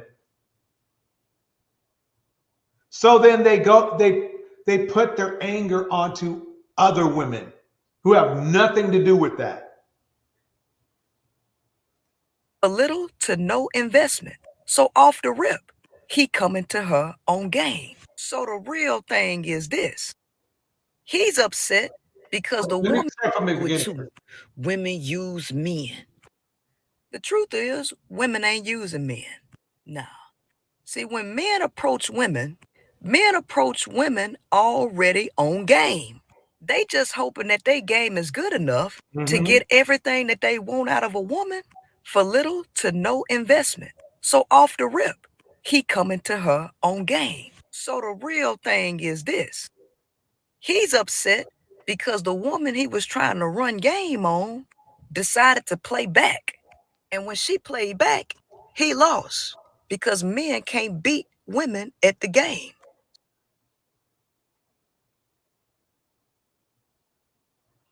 So they depend on you not realizing it's a game so they can win by default.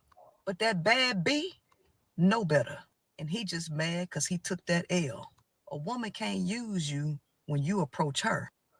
Low income environment. Let me pause it right now. Listen to this. We got some more. You saw, okay, look, Queen Maker laid it down. Fellas, you know she's right. Indiana Mom in the house. Welcome, Indiana Mom. Hazel Jones, King Lucifer, Kay Brown, Tevin, the lifestyle guy, Camo, Kittens, and Cats.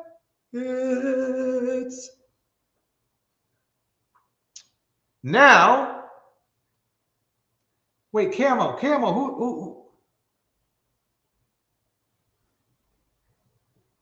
Was that the Booty Warrior or this dude right here?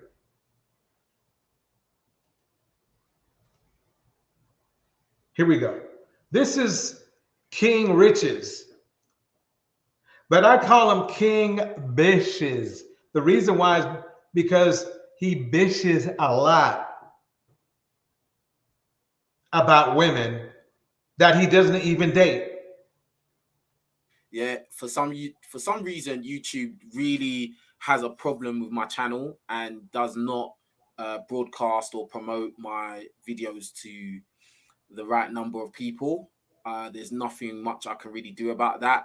Whatever's going on with them, whatever. But all I know is we're going to work with what we got over here. So please, everyone that tunes in, make sure you hit the like button. Make sure you leave sensible comments underneath my videos, yeah? All right. Never mind. Right, so this is a subject that is very close and dear to my heart. You know, the issue of black guys in particular idolizing and worshiping rappers and criminals, more importantly, right? And it's something. Let me pause it there. You heard what he said. He said, let me play that again. Issue of black guys in particular idolizing and worshiping rappers and criminals, more importantly, right? And it's something that I've seen throughout my life. It's something that I've taken part in. Yeah, in certain ways, someone will look at me as a hypocrite for saying the things I'm about to say, but I know it's the truth. Regardless of how I look, regardless of the things I've done in the past, I know what he's making it seem like he no longer does it. I got a little something for you coming up. Truth is, because it comes to a time in your life where you gain a lot of wisdom and you can look in hindsight and realize where you've gone wrong, where you've been lied to, where you've been brainwashed. Right? And this is an issue for black people more or less across the whole world. You know, this issue of criminals being the role models for black boys is very common in the West, you know. So if you grew up in London like I did, or anywhere in the UK, or if you grew up in anywhere in America, and for the most part, any country that has a low income environment, a low income urban environment, there will be a heavy influence of the criminal element on ethnic minorities and especially black people. But really and truly, it's He actually is right. He's actually right. Let me keep it going. Let me keep it going. Right. And I can't remember. My love in the house. Hazel Jones, Camo, Indiana Mom, King Lucifer.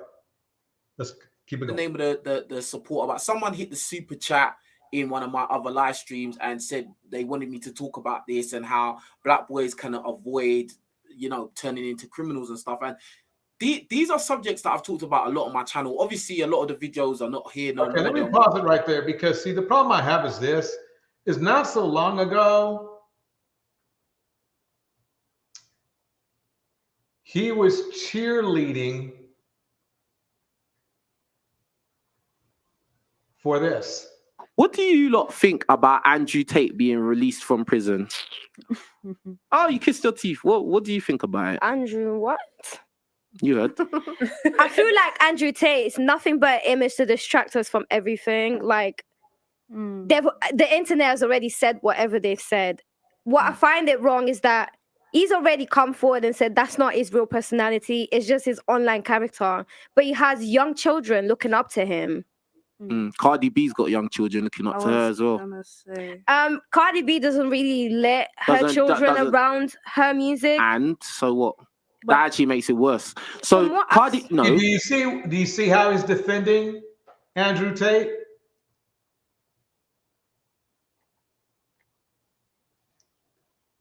He's right. He sounds like a hypocrite.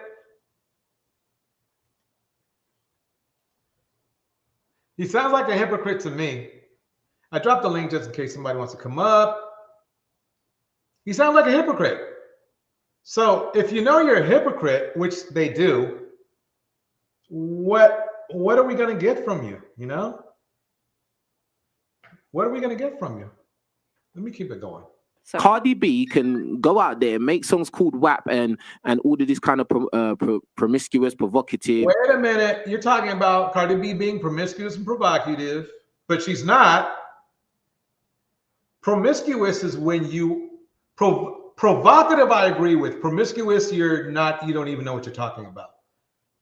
She doesn't bounce around like that. She doesn't bounce around. That's exactly what your boy does. Or did, because I don't know. Is he? Well, no, he might still be doing it for all we know.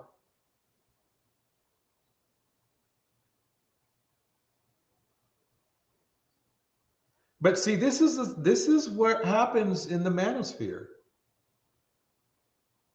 He literally said, he told you the problems with the black community, which is that mostly men, of course, he's talking about men, but he just didn't want to say men, idolize criminals and rappers, right?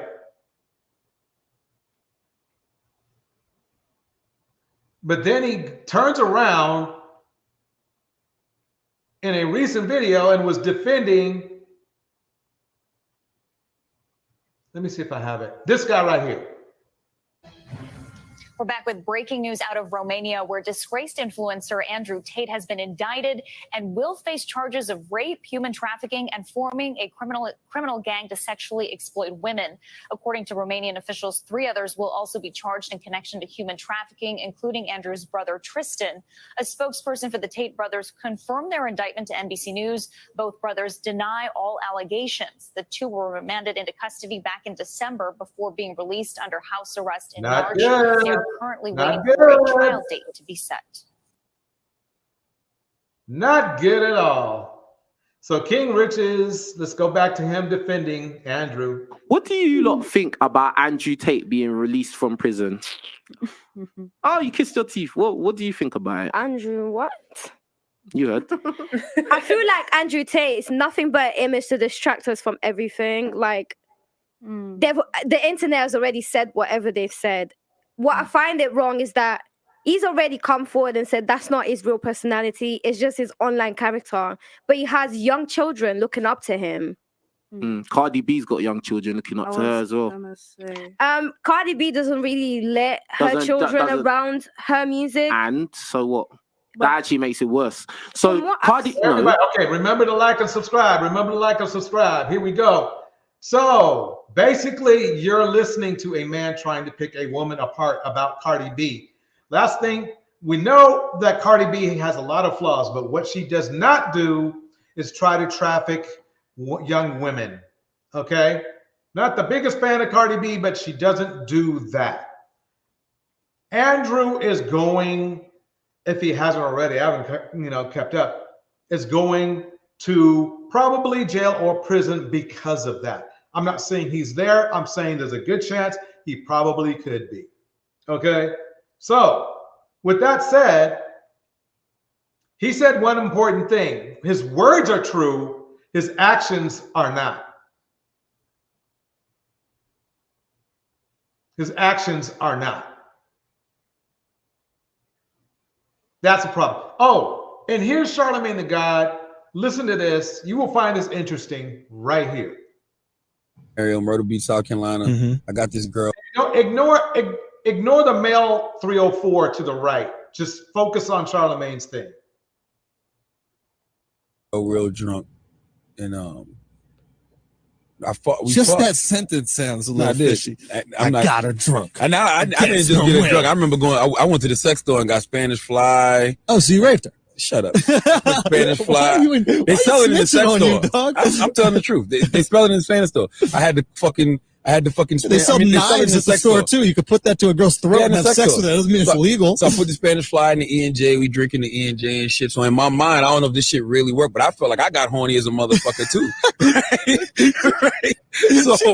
So she was drunk and shit, and we had sex and shit, and like a lot of my boys was trying to come in the room and fuck her. I'm like, nah, chill out. I can't. I'm not doing that. And I'm like, let you run a train on it. That's rape. Yeah. Okay, so right, so if it's just one-on-one, it ain't rape. Yeah, so the next trains are rape. So the next morning she wakes up. And we talk about it. And she's like, "What happened?" Like, we had sex. She said, "Okay, well, I'm glad it was you." Then a couple days later, she's like, "Yo, are you sure I only had sex with you?" Because one of my stupid ass cousins was going around saying he fucked her, which he didn't. I know for a fact he didn't. I was there the whole time. Yeah. He did not fuck her. Yeah. He looked at her naked, but he didn't fuck her. Right? So I'm telling her, no, me and you just had sex. Nobody else did nothing. So it just was weird that she was like, "Well, I'm just glad it was you." You know what I'm saying? Holy shit. Let me keep it going. Because in my mind, I'm like, yo, you could have been in a real bad situation if it was another motherfucker there. Compliment, man. A girl just said, yo, at least you raped me. Isn't this? Oh man, I gotta play that part. Isn't this an irony? Two mongers, one monger exposing another monger. It's you can't make this shit up. Real bad situation if it was another motherfucker there. Compliment, man. A girl just said, yo, at least you raped me. I didn't rape her. I did not rape her. Hey, if it was any of your cousins or friends who have been raped, I didn't rape her because me and her had every intention of having sex with each other. So then why would you put the Spanish fly? I'm still a freaky motherfucker, but listen, was she passed out while you fucked her? Nah, she wasn't like, she was like one of those drunks where she was one of those drunks where like she was one of those drunks where she was like she wasn't coherent, but she was up. You know when your girls is like when you're blacked out like that, don't know what the fuck's going on type shit. Like she was really So for those who don't know, Charlamagne the God is a I don't want to hear anything he has to say. Listen, on TV personality, radio host of The Breakfast Club. He's a best-selling author. Hell, I even have his first book. And I was really enjoying seeing this guy rise to fame and success and achieving his dreams and all of that. So it really sucks to even talk about this right now. But what sucks even more is welcome Vonda, Camo, King Lucifer, Hazel, M. Mills, and Phoenix Salt. And not to mention KB and Miss RB.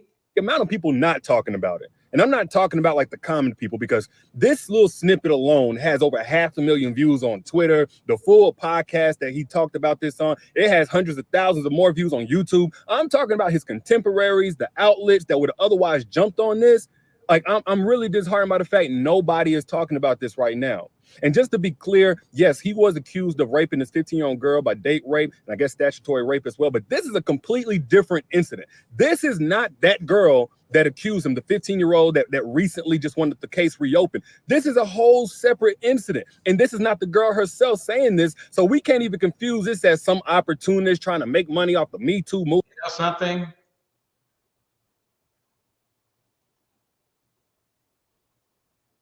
I need to update this list. I got to put on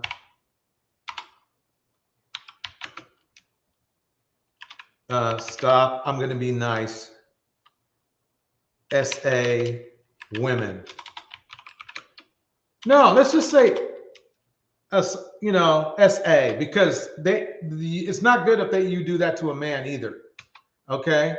Let me wait. Let me move this for a minute so you guys can see what I'm doing.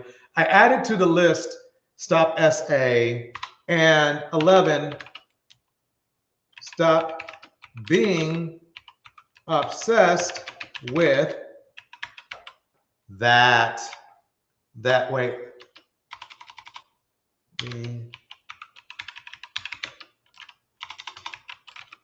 Come on, James. Damn it. Thank you. Okay.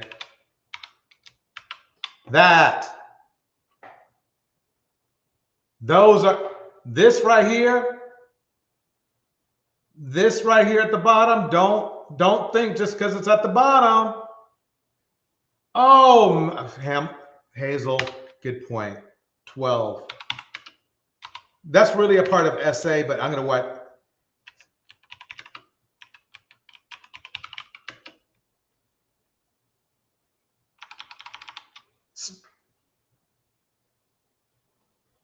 I'm telling you.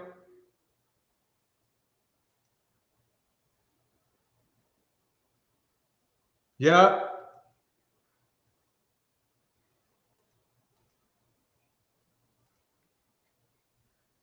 We got to fix these too before you can even think about focusing on women. Fellas, talk to your friends, talk to your boys about this. They know, you have friends that are in this department here. 10, 11, and 12. I'm going to go back. Movement because she see a man being successful, being happy, and she just wants some clout or some money or fame or whatever. No, this is this man's own words, clearly confessing to rape. I mean, like, and for those who are confused, like him and those in the room with him that thought this shit was funny. I gotta add another one. Thank you. Thank you, Hazel. You nailed it. Number 13. I'm gonna have to stop.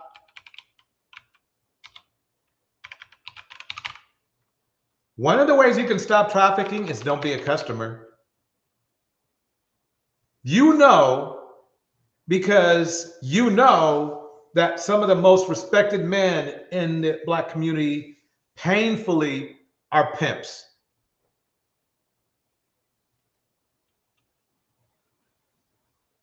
Let me show you. Oh, wait, let me bring the list up. There we go. Stop stalking.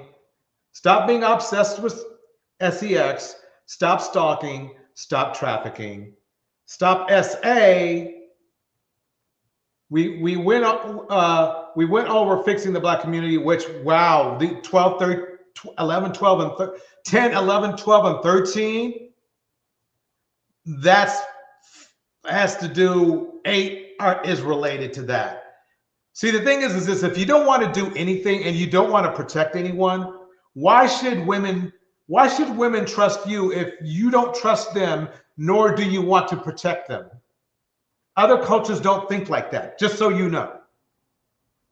How do I know? I know because I've lived in those cultures.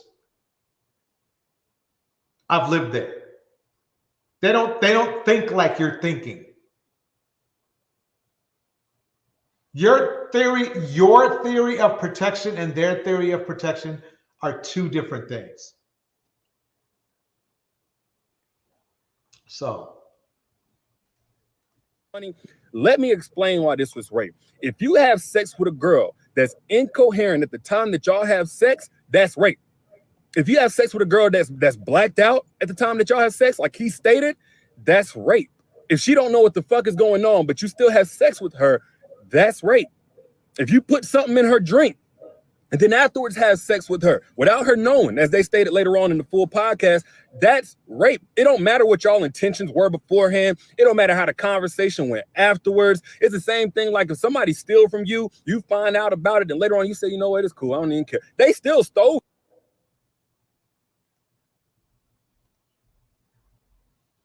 another excellent one. I don't know how I missed this. I guess I was.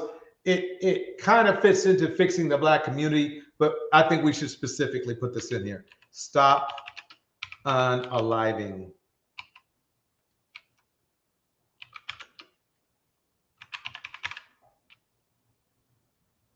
Let me make sure you can see it on the list. I'm going to put this revised list out. Let's keep it going.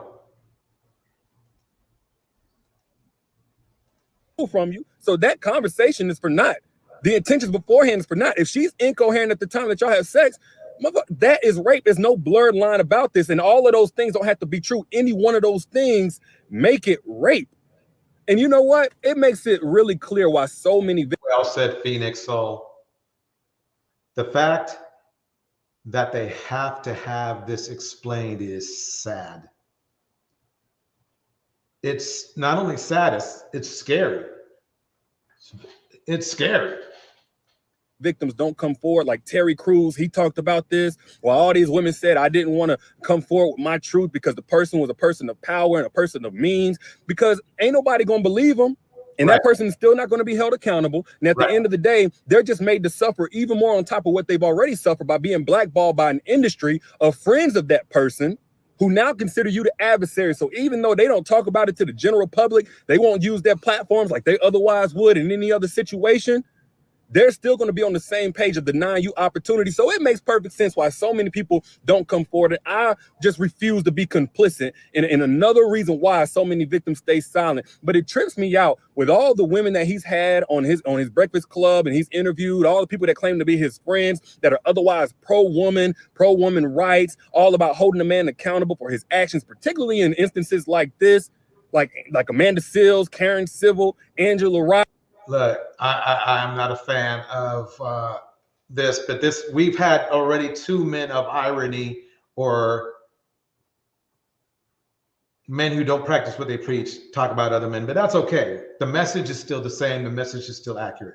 I mean, they're just oddly quiet about their friend admitting that he spiked the girl's drink and then when she was blacked out, had sex with her. So I'm gonna give them the benefit of the doubt that maybe they're just not aware of this podcast. But now let me pause it out.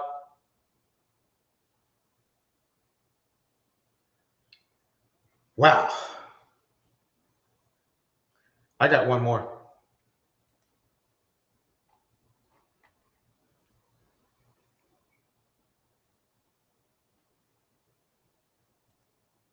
Let me do a couple things here. For them to simply be where they want to be before bringing a woman on. Okay, most men cannot deal with the amount of putting their ego aside to say, okay, let me go over this real quick. I'm going to skip over. You see it. It is our girl 6 from the red pill community, or whatever pill you want to call it. But let's see what she has to say. Hold on, let's not in front of company. Let's not act like that. Okay, story of my life is a tall girl, not me way over here. Somehow kicking the thing way over there, honey. I'm just so long. It's so difficult. Anyway, you know, we were having conversation about the way a man sit really tell you a lot.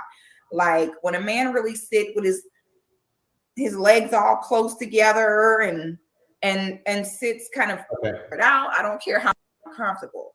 And as a man that want to be with him, if your career path, they don't have the time you want to get some, period. A person that cares, a person that loves you, a person that's been in your shoes and understands how it feels when we can't give our family what they truly deserve. We have to go hard. Now, give me one moment. I've been in your shoes. And when I was in your shoes, I stayed in my lane. I lived where I lived. My woman didn't work. She nurtured to the children till I got this. And I'm trying to give you the cheat code. Do what you need to do so you can. I absolutely love that for that brother, because nothing is more frustrating than seeing a man where it's like, baby, you sitting here treading water and ain't getting nowhere. And Hi, Phoenix Rising in the house. Phoenix Rising. Good to see you.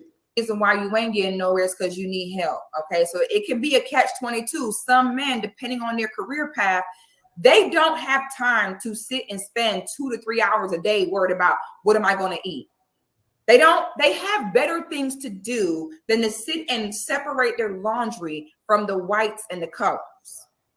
Depending on how big a man's dream is, the irony of it all is he either will never make it to where he want to be, or he won't make it till he's too old to enjoy it without a proper woman helping him. I love this is what I mean by a man putting his ego aside. I love that this man said, my wife met me where I was at. Thank you. Baby, we might have to live in a little 2-bedroom apartment for a few years till I get this together. Are you down? Now that I disagree with, basically. This man right here might have made it, but for every one man like this, there's 50 who didn't, who actually brought their woman down. And when a woman have not only faith in a man, but faith in herself to know, oh, baby, whatever man I get with, I know he is nurtured into greatness. Because men produce so much better when their only task is to be productive. When you don't have to waste, you're a man, your shoulders are strong, your hands are strong. Why would you be wasting time putting laundry in the washing machine like this? The whites, the darks. Are you? I actually like doing laundry. I don't see what her problem is too. Did some laundry last night. Got some nice clean sheets. Got some nice clean clothes. Self together. He's working on getting his money together. He's working on figuring out where he want to move. He's working on figuring out his career. He's working on.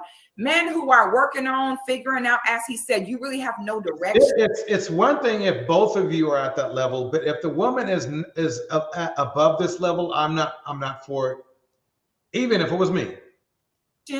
You don't really know what you can commit to, what you can bring to a table. He is absolutely correct. That man has no business having no woman, let alone no in-house. Men like that should have to pay per play. They should not be in relationships with normal, healthy, everyday women who are sitting there pouring into them, thinking this relationship is going to actually lead to something real. Bars. I actually believe that. Bars. I believe that. Okay. If a man says, oh, I'm figuring out, well, he needs to figure it out by himself. Thank you. Thank you. That's exact bars right there.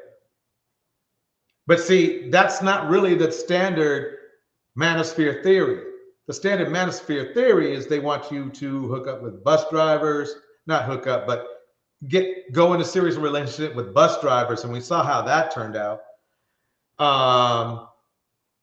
And men that are on the rise that are well below you, or they want you to work out something with somebody like Ernesto, Shirley Strawberry Ernesto situations. Those don't work out really well. Because even a man who may not have it all together will have a direction for the woman that want to be with him. If you want to be with me, we can do that. We can build together. And this is what I need you to do. This is how I need you to support me. And he'll put his ego aside to say, I'm going to let my helpmate be the helpmate that she's meant to be. But most men are not equipped for that. Most men, their ego is not strong enough for that. Most men. You heard it. You heard it. You heard it straight from her. You guys call me bashing for saying it, but she's telling you right now. She's telling you exactly what I've told you. And it is better for them to simply be where they want to be before bringing a woman on. Okay. Most men cannot deal with the amount of putting their ego aside to say. Most, she said most men. She didn't say some or a lot or a little. She said most.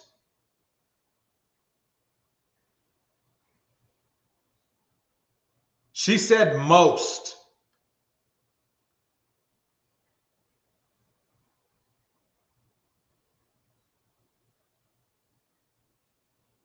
Most men are not equipped.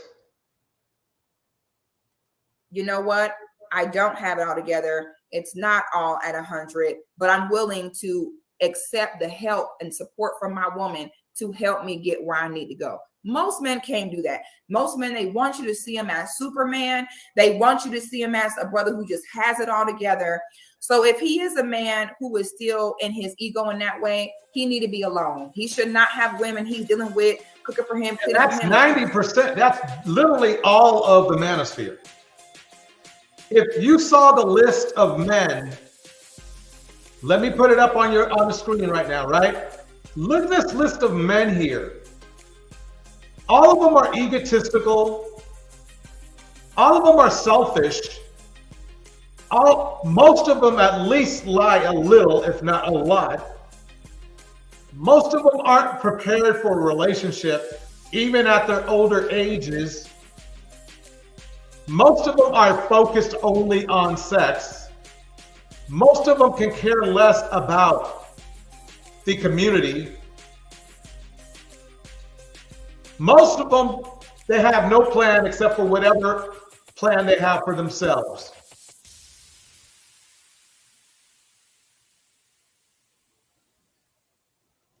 That's it, folks. You know, that's it. That's all. I mean, what you heard it from her. You heard it from a manosphere queen.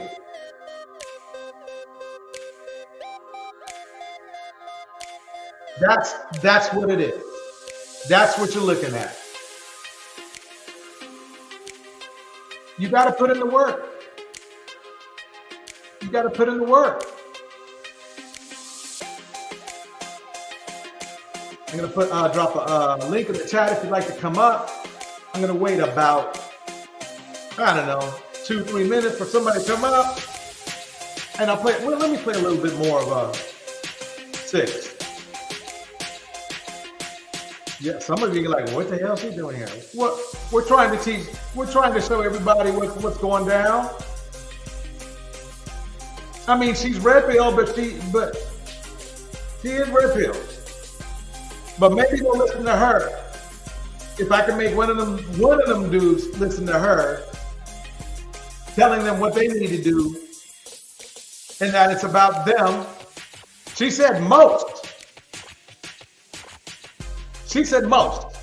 Laying up under him, knowing he doesn't have any direction to push her in. Because if you deal with a woman for too long without direction, one or two things going to happen. Another man going to come along with a plan and she's going to roll with him. Yep.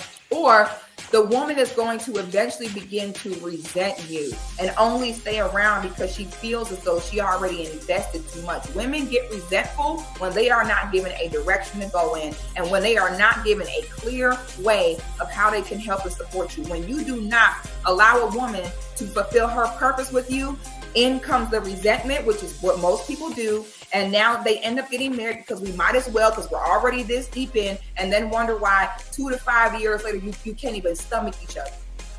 Okay, so I agree.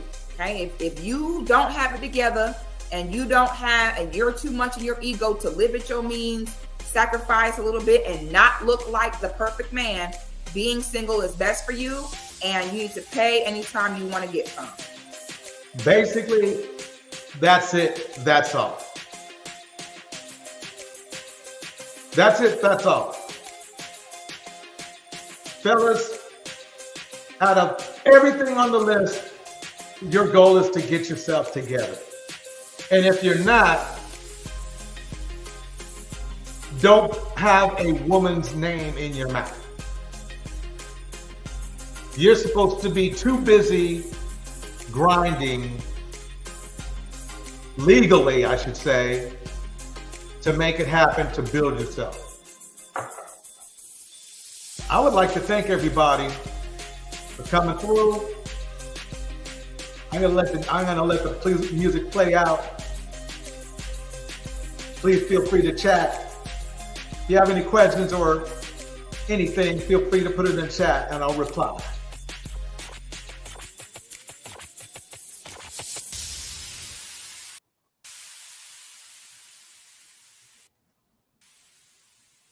All right. I'd like to thank my producers of the show. They know who they are. The Friends. Hazel Jones, King Lucifer, Vonda, Miss RV,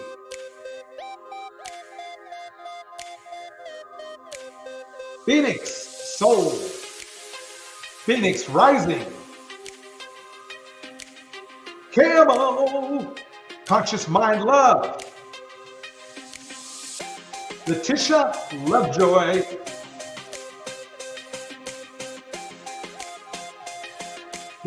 Here we go.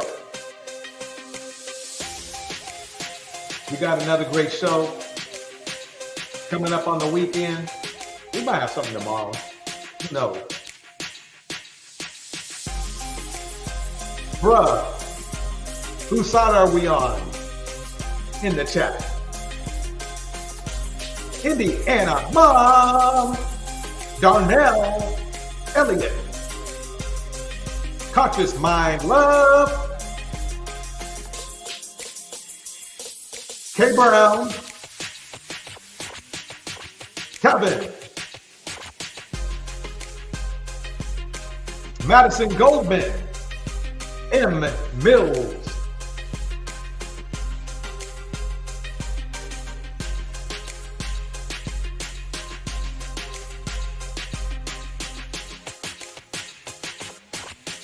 Mr. DJ Music,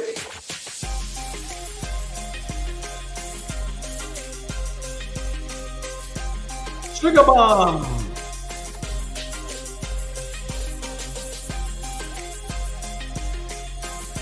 Benji Masu, Feisty Black Tina, Millie Pop, Miss RV, Nurse Fancy,